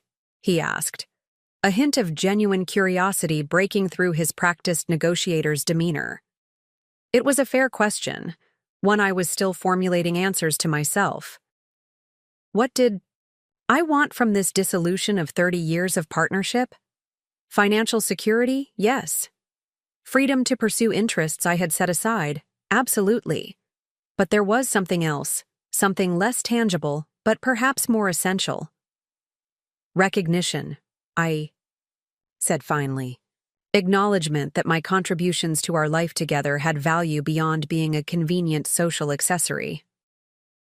Richard's expression shifted, surprise, and something like discomfort crossing his features. "I've never thought of you as just an accessory, Marlowe." "Haven't you?" I challenged gently. "When was the last time you asked what I wanted? What would make me happy or fulfilled? When did my preferences ever outweigh your convenience?" He didn't answer immediately, perhaps genuinely searching his memory for examples that would contradict my assessment. His silence was more revealing than any defense he might have offered. "We had an arrangement that worked for both of us," he said finally. "You enjoyed the lifestyle my success provided. You had freedom to pursue your interests." "What interests, Richard? The ones you approved of? The ones that complemented your image or advanced your social connections?" He shook his head, frustration evident in the gesture. "This revisionist history doesn't serve either of us, Marlowe. You made choices too. No one forced you to become the person you are now. There was truth in his statement, uncomfortable as it was to acknowledge. I had indeed made choices, had consciously set aside certain ambitions, had tailored my interests to fit within the parameters of what enhanced rather than detracted from Richard's world. The recognition that I had been complicit in my own diminishment was perhaps the most painful aspect of my current awakening. "You're right," I conceded, surprising him. "I made choices, and now I'm making different ones." I left him standing in the kitchen, retreating to my sitting room where I had begun assembling digital files of artwork for the gallery I hoped to open someday. Small steps toward a future I was only beginning to envision clearly. That evening, I met Diane for dinner at a small restaurant in a neighborhood Richard would never frequent. Too bohemian, too lacking in the particular markers of status he recognized. The menu featured locally sourced ingredients prepared with more enthusiasm than precision. The wine list was limited but thoughtfully selected, and the clientele represented a diverse mix of ages and apparent socioeconomic backgrounds. "You look different," Diane observed as we settled at our table. "More present somehow." I smiled, appreciating her perceptiveness. "I feel different, like I'm waking up from a very long, very comfortable nap." Diane had been my friend since college, had watched me transform from an ambitious art history student with dreams of opening a gallery into Richard Mitchell's perfect wife. She had never criticized my choices directly, but I had occasionally caught glimpses of concern in her eyes when I explained why I had abandoned yet another personal project to focus on some aspect of supporting Richard's career. "So what's the plan?" she asked, bypassing pleasantries in favor of practical matters. "Martin seemed to think you're in a surprisingly strong position legally." "I am," I confirmed, sharing the details of the infidelity clause and its implications. "But I'm not interested in a scorched earth approach. I want enough to establish a new life completely independent of Richard, not to destroy him out of spite." Diane nodded approvingly. "And what does this new independent life look like?" Still, thinking about Seattle? The mention of Seattle, a city I had visited only once on a trip Richard had cut short because he found the constant drizzle depressing, sparked an unexpected surge of excitement. I had been researching neighborhoods, rental prices, the local art scene, identifying areas where a small gallery might thrive. "I think so," I said, feeling a smile spread across my face. "It feels right somehow. Far enough away to prevent casual interference, but still connected enough to the art world to make my plans viable." "Your plans," Diane repeated, raising her wine glass in a small toast. "I like the sound of that." We spent the evening discussing practical considerations, how to transfer assets without triggering Richard's suspicions, the logistics of relocating across the country, strategies for building new social and professional connections in an unfamiliar city. By the time we finished our dessert, shared between us as a small rebellion against decades of watching our figures to maintain the standard of beauty expected in Richard's social circle, I had a clearer vision of my next steps. "What about Vanessa?" Diane asked as we waited for the check. "Have you decided how to handle that relationship moving forward?" The question sobered me immediately. For all my planning about financial and practical matters, I had been avoiding the more emotionally complex question of my sister's betrayal. The pain was still too raw, the breach of trust too fundamental to process fully. "I don't know," I admitted. "Part of me can't imagine ever trusting her again. But she's my only sibling.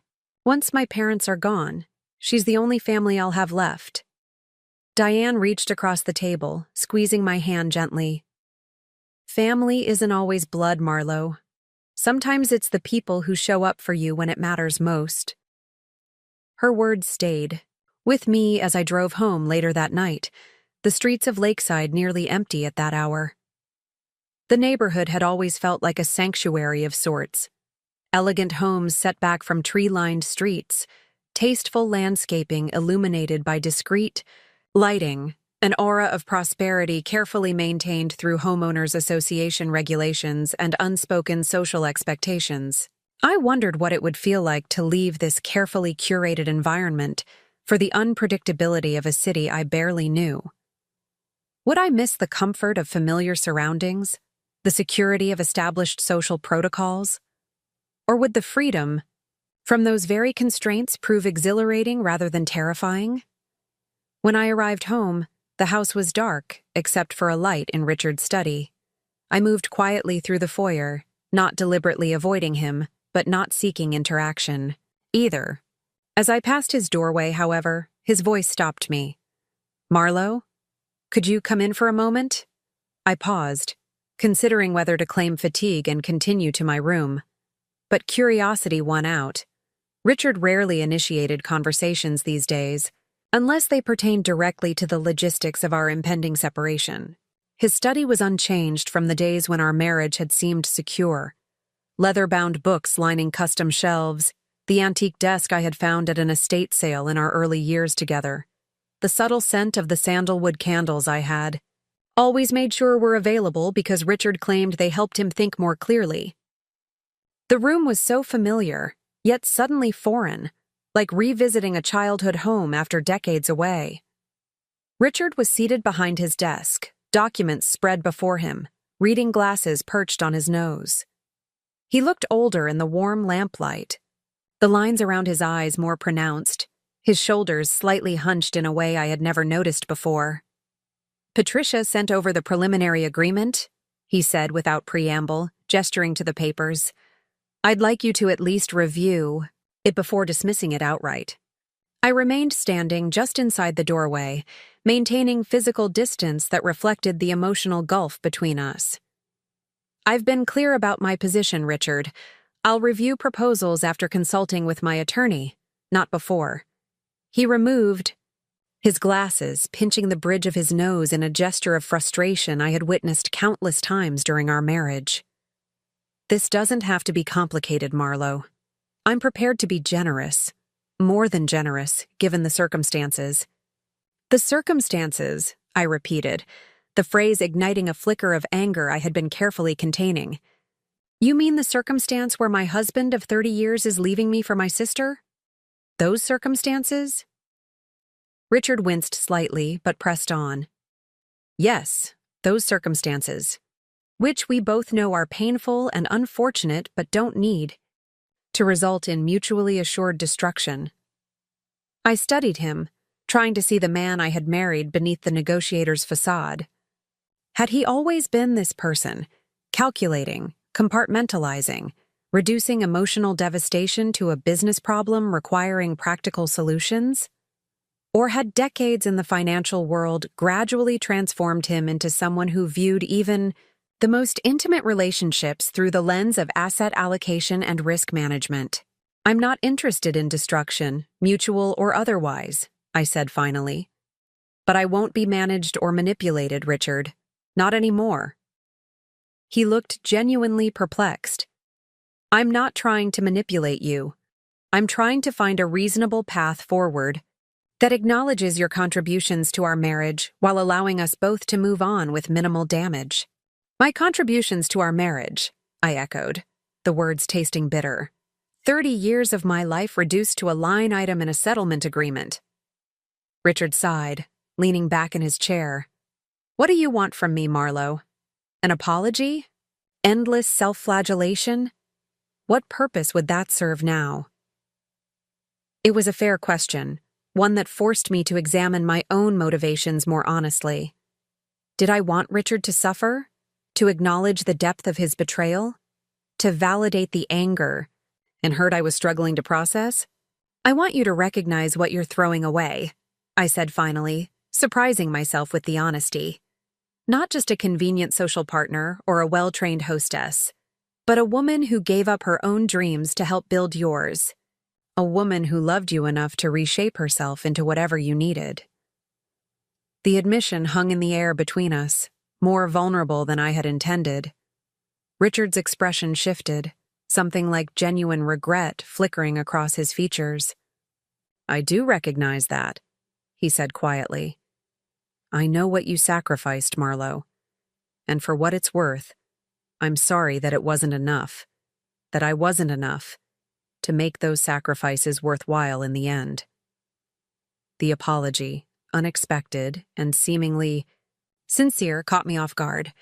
For a moment, I glimpsed the Richard I had fallen in love with decades earlier, the man capable of emotional insight and genuine connection beneath the polished exterior.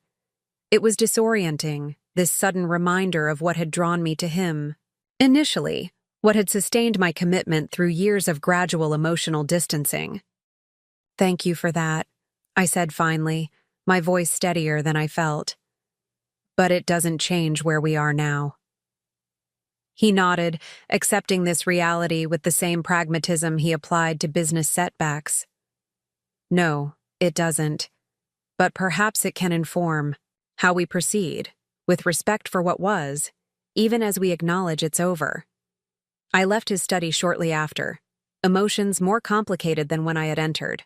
Richard's moment of genuine remorse had not changed my determination to secure my independence, but it had reminded me that our story was not a simple tale of villain and victim.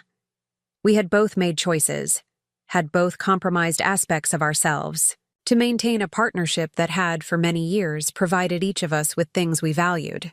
The recognition didn't lessen the pain of betrayal or the anger at discovering Richard and Vanessa's affair, but it did help me clarify what I wanted from the dissolution of our marriage: not vengeance or punitive justice, but enough resources and freedom to rediscover the woman I might have become without the constraints of being Mrs. Richard Mitchell. The following morning, I received an unexpected call from Tom Reynolds, Richard's oldest business partner, and one of the few people in his professional circle who had always treated me as more than an extension of my husband. "Marlowe," he greeted me, his voice carrying its usual warmth. "I hope I'm not calling too early." "Not at all, Tom. It's good to hear from you." And it was. Tom had always been kind, had asked about my interests beyond charity work and home decoration, had seemed genuinely interested in my responses. "I was hoping we might have lunch today if you're available," he continued. "There are some matters I'd like to discuss that would be better addressed in person." The invitation was unusual. While Tom and his wife had been regular guests at our home over the years, he had never sought my company individually, particularly not for a private conversation. My initial suspicion was that Richard had enlisted him as an emissary, hoping Tom's more personable approach might succeed where Richard's direct negotiation had failed. "That sounds lovely, Tom, but I have to ask, is this at Richard's request?" Tom's laugh carried clearly over the phone line. "Richard would be apoplectic if he knew I was calling you. No, this is entirely my initiative, and if you agree to meet, I'd appreciate your discretion." Curiosity piqued, I agreed to meet him at a small French bistro downtown, far from the steakhouses and power lunch establishments Richard and his associates typically frequented. Tom was already seated when I arrived, rising to greet me with the old-world courtesy that had always set him apart from Richard's other business associates. At 72, he remained remarkably vital, his silver hair still thick, his posture straight, his mind as sharp as when I had first met him 30 years earlier. "You look well, Marlowe," he said after we had ordered. Better than I might have expected, given the circumstances. So he knew about the impending divorce. Given his close relationship with Richard, that wasn't surprising, though I wondered how much detail Richard had shared about the specific circumstances. "I'm adapting," I replied neutrally. "It's been an educational period." Tom nodded, sympathy evident in his expression. "I can imagine. Richard has always been a challenging partner, even in the best of circumstances." The characterization startled a small laugh from me. "That's a diplomatic way of putting it." "Diplomacy has always been my role," Tom acknowledged with a rueful smile. "Balancing Richard's more aggressive tendencies with a measure of humanity. It's been an exhausting 35 years. I studied him with new interest. Tom had always represented the more approachable, personable face of Mitchell Investments, the partner clients turned to when Richard's focus on the bottom line became too intense. I had assumed it was a natural division of labor based on their different personalities. But Tom's description suggested something more deliberate, a conscious strategy to offset Richard's harsher aspects. "I'm sure Richard appreciates your complimentary approach," I offered, still unsure where this conversation was heading. Tom's expression turned serious. "Richard appreciates results. The methods have always been secondary to him." He paused, seeming to consider his next words carefully. "Which brings me to the reason I asked to meet with you." He reached into his briefcase, retrieving a folder which he placed on the table between us. "I understand from certain legal inquiries that you're aware of the specific infidelity clause in your prenuptial agreement, the one involving family members."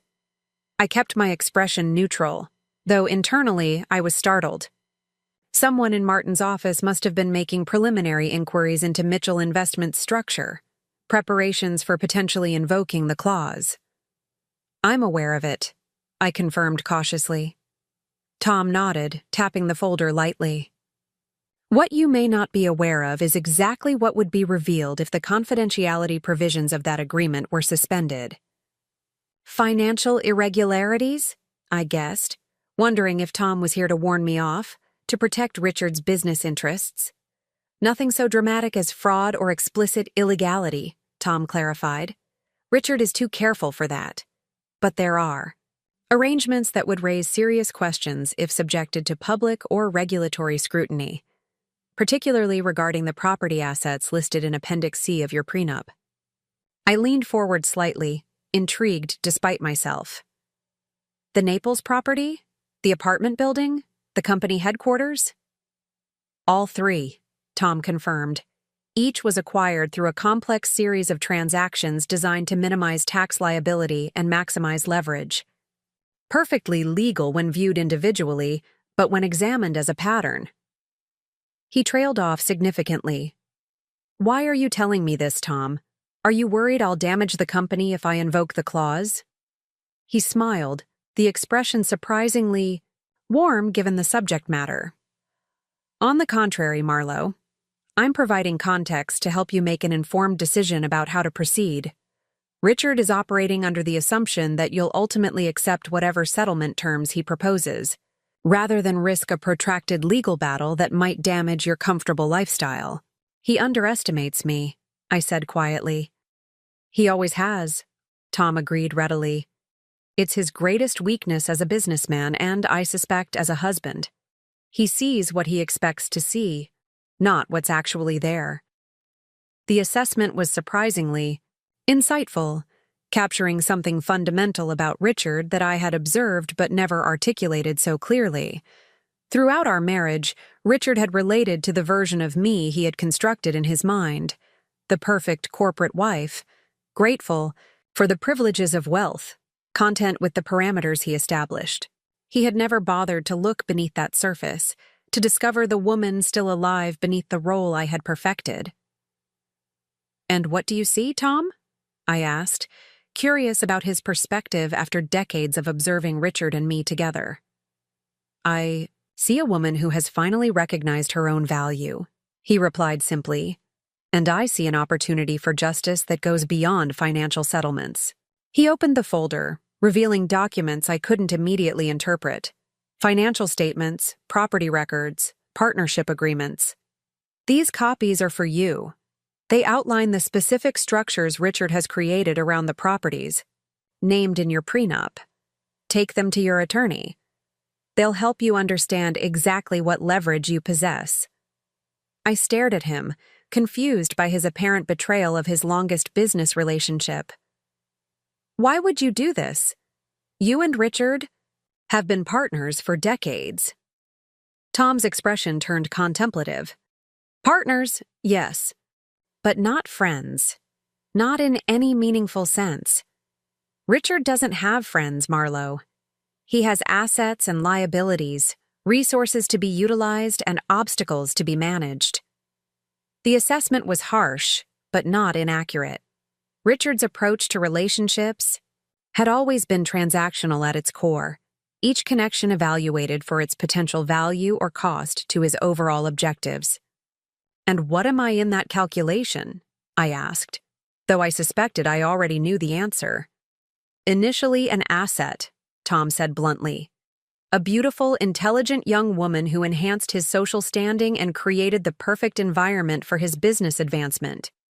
Later, a comfortable fixture, neither asset nor liability, but part of the established structure of his life." "And now?" "Now you're a problem to be solved," Tom replied, his directness softened by evident sympathy. "An unexpected variable in what he assumed would be a straightforward equation." I nodded, accepting the assessment without offense. It aligned with my own understanding of how Richard operated, how he categorized the people and circumstances in his life. "That still doesn't explain why you're helping me," I pointed out, gesturing to the folder he had provided. Tom was silent for a moment, seeming to weigh how much to reveal. "Let's just say that after 35 years of watching Richard prioritize wealth accumulation over human consideration, I find a certain satisfaction in the possibility that he might finally face consequences for his approach to relationships." There was something personal in his tone, suggesting that Tom's motivations went beyond abstract justice or business ethics. But before I could probe further, he continued. "Besides, I'm retiring at the end of the year. My partnership agreement is already settled. Richard can't touch me, no matter how this plays out." After lunch, I took the folder Tom had provided directly to Martin's office, where we spent hours reviewing the documents together. What emerged was a clearer picture of exactly why the specific properties named in the prenup's infidelity clause were so significant to Richard's overall financial structure. "These aren't just valuable real estate holdings," Martin explained, clearly impressed by the complexity of the arrangements. "They're keystones in Richard's entire financial architecture. The Naples property serves as collateral for leveraged investments in emerging markets. The apartment building generates cash flow that supports a complex tax minimization strategy. And the Mitchell Investments headquarters building? That's perhaps the most ingenious structure of all." He pointed to a series of transactions documented in Tom's materials. "Richard doesn't just own the building through a holding company.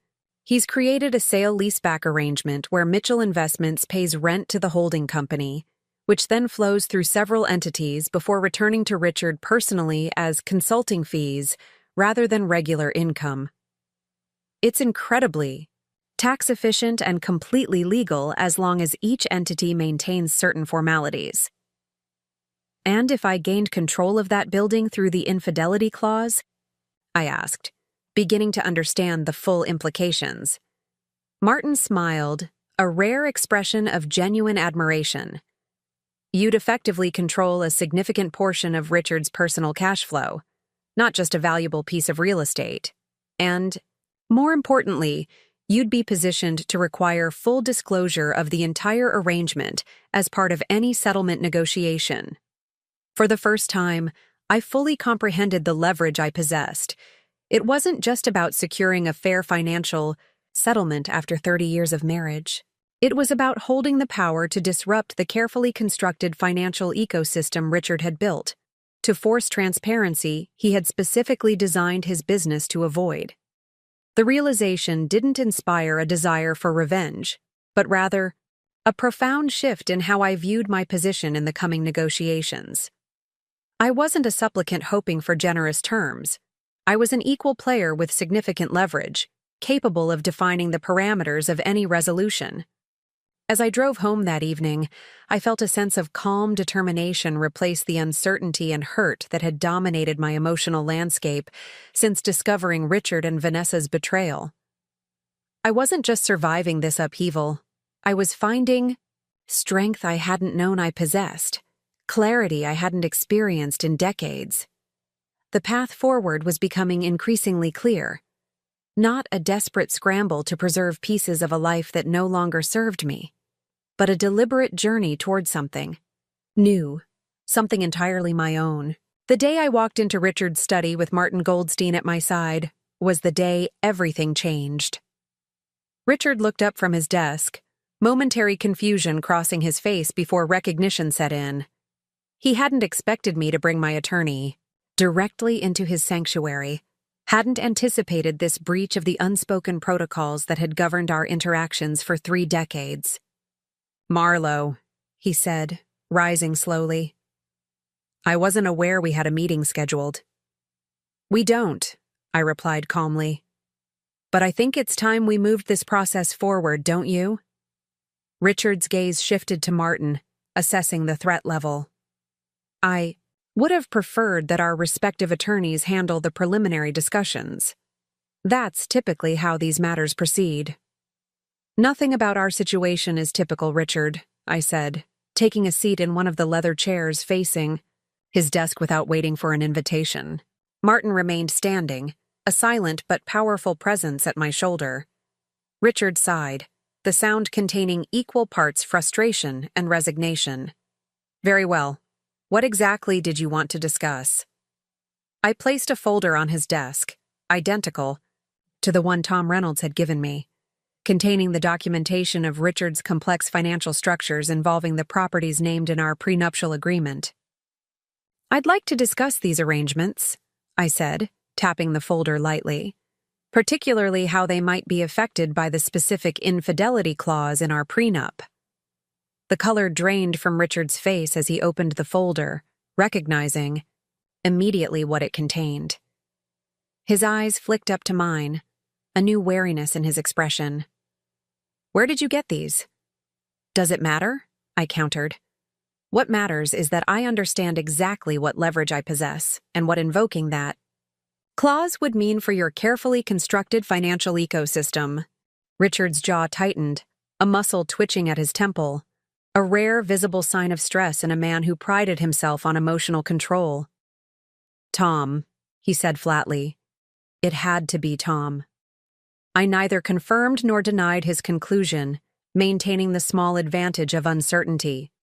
"These arrangements are perfectly legal," Richard continued, his voice taking on the confident tone he used when controlling business negotiations.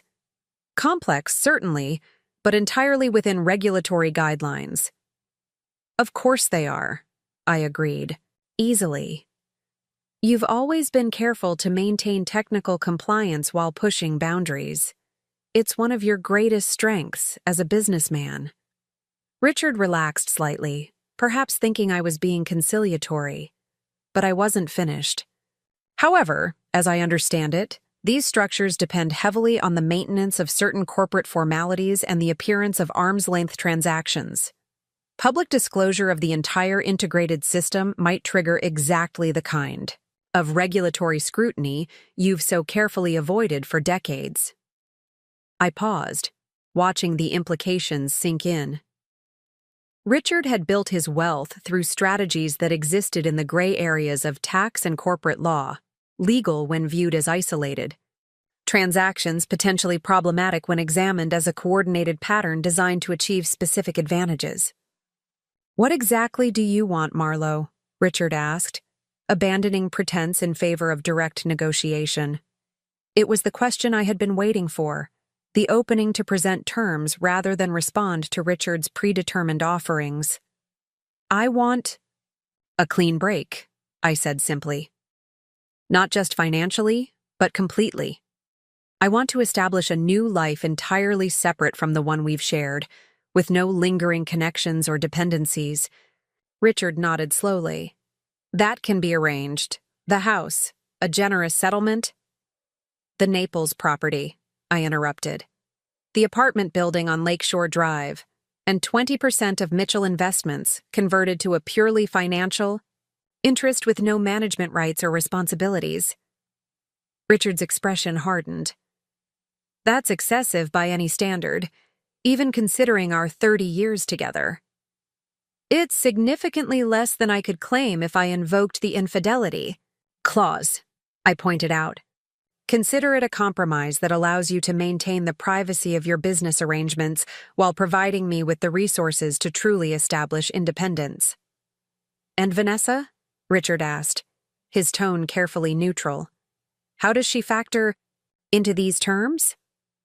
The question caught me off guard. In all my planning and strategic positioning, I had focused on securing my financial future, not on the personal entanglements that had triggered this situation. Vanessa is free to make her own choices, I said finally. As am I. As are you. My terms relate strictly to the dissolution of our marriage, not to whatever relationship you choose to pursue afterward. Richard studied me, reassessing the woman, sitting across from him just as I had been reassessing myself in recent weeks.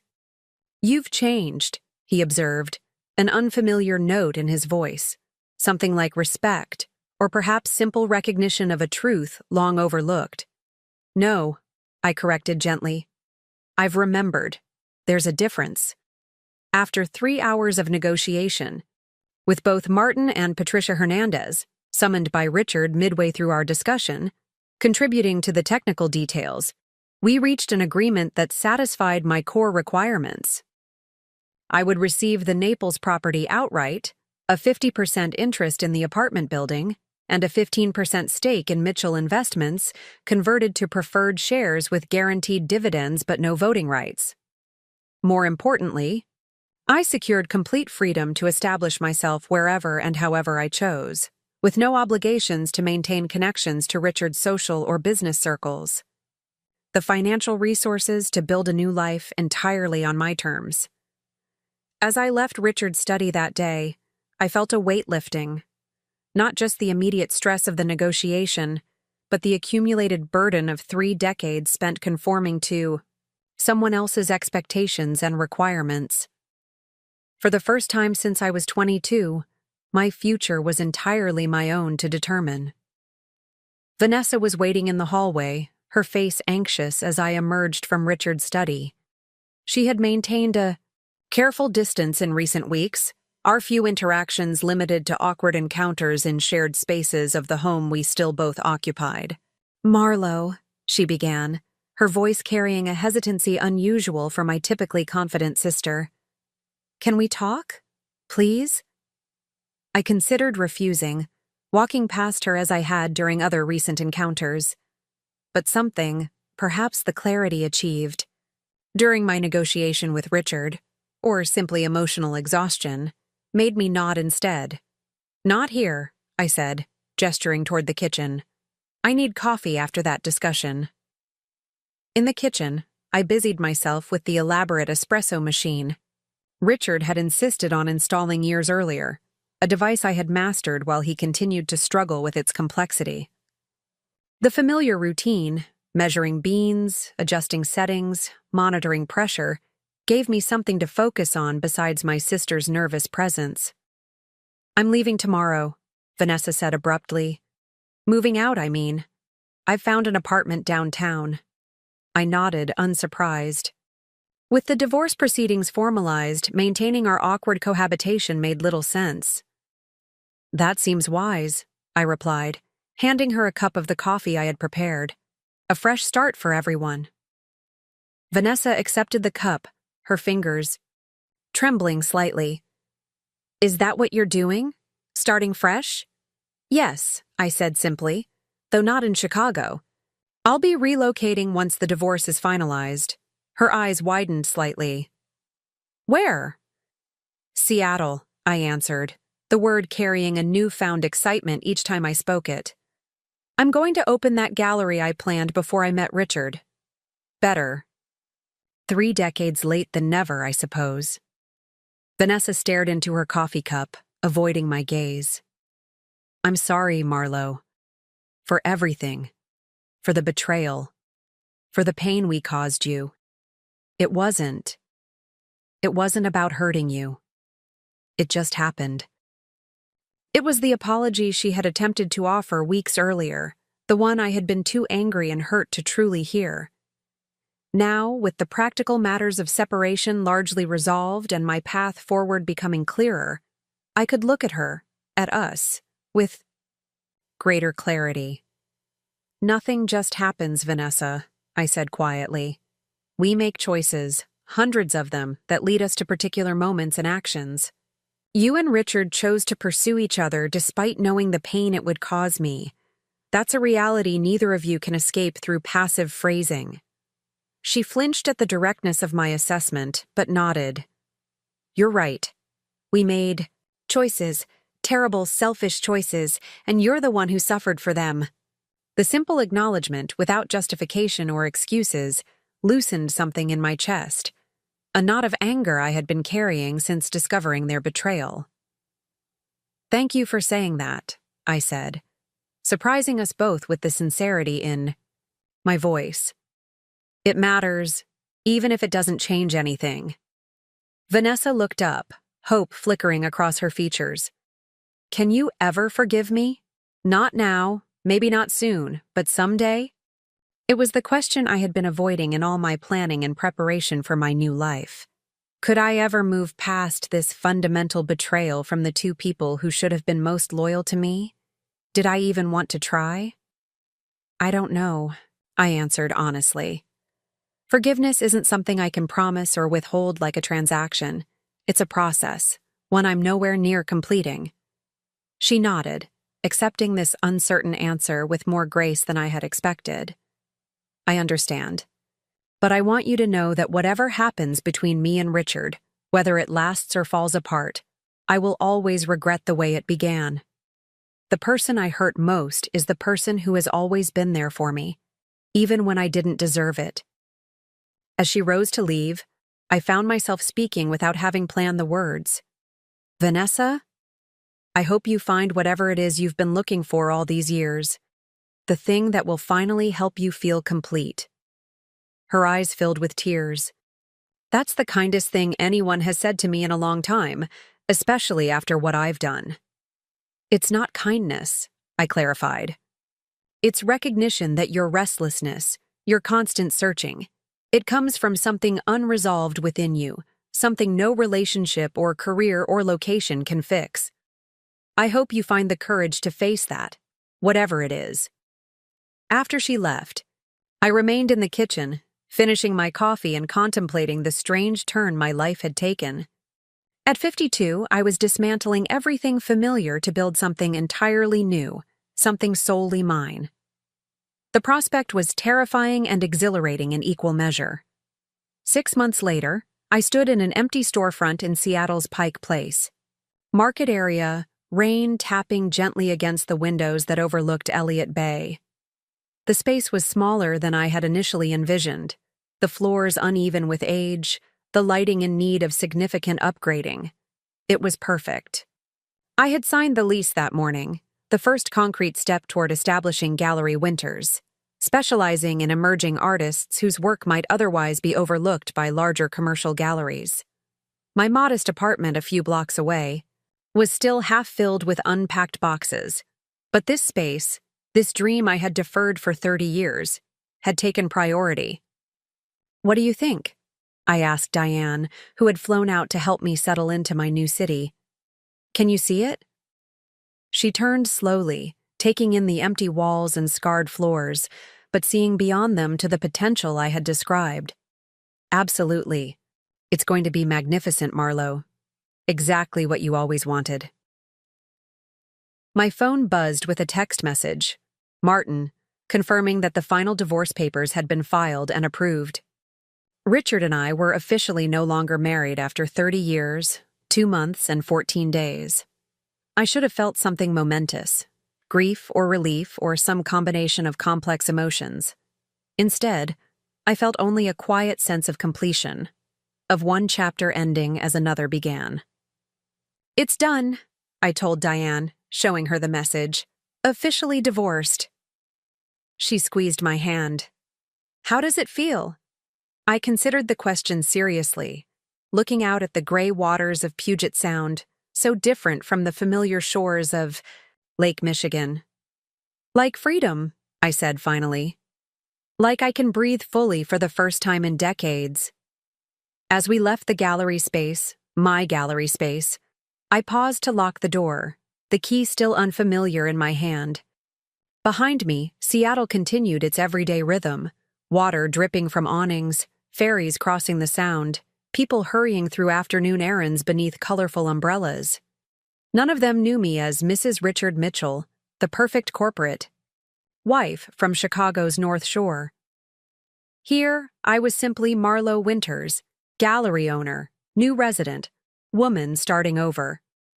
The name on the lease, on my bank accounts, on all the paperwork establishing my new life, was the one I had been born with, reclaimed like so many other aspects of myself during these months of transformation. Not a return to who I had been at 22. That woman was long gone, shaped by experiences both challenging and enriching during my years with Richard. Instead, I had become someone new yet familiar, a woman who carried wisdom earned through 3 decades of compromise without being defined by it. A woman who had discovered, through the painful dissolution of her marriage, a strength and resilience she had only glimpsed previously. "Ready for dinner?" Diane asked, linking her arm through mine as we walked toward the restaurant we had selected to celebrate this milestone day. "I hear this place makes an incredible seafood risotto." "Ready," I confirmed, smiling as rain misted my face. "For dinner, for tomorrow, for whatever comes next." The prenup that Richard had insisted upon 30 years earlier, the document, designed to protect his assets from my potential claims, had become the unexpected key to my liberation. Its specific clause addressing infidelity with a family member had given me the leverage to negotiate terms that supported genuine independence, rather than the illusion of generosity Richard had initially offered. But the true revelation wasn't in the financial settlement or the properties transferred to my name. It was in discovering that beneath the careful performance of Mrs. Richard Mitchell still lived a woman with dreams and ambitions of her own. A woman capable of rebuilding her life at 52 with the same determination she had once applied to supporting someone else's vision. As Diane and I settled at our table, glasses of Washington State wine before us, I proposed a toast. "To unexpected beginnings," I said, raising my glass. "And to the woman who was strong enough to embrace them," Diane added, clinking her glass against mine. Outside, Seattle continued its gentle rain, washing everything clean, preparing the ground for new growth. I couldn't have asked for a more perfect metaphor for the life I was claiming, one choice at a time. Up next, you've got 2 more standout stories right on your screen. If this one hit the mark, you won't want to pass these up. Just click and check them out.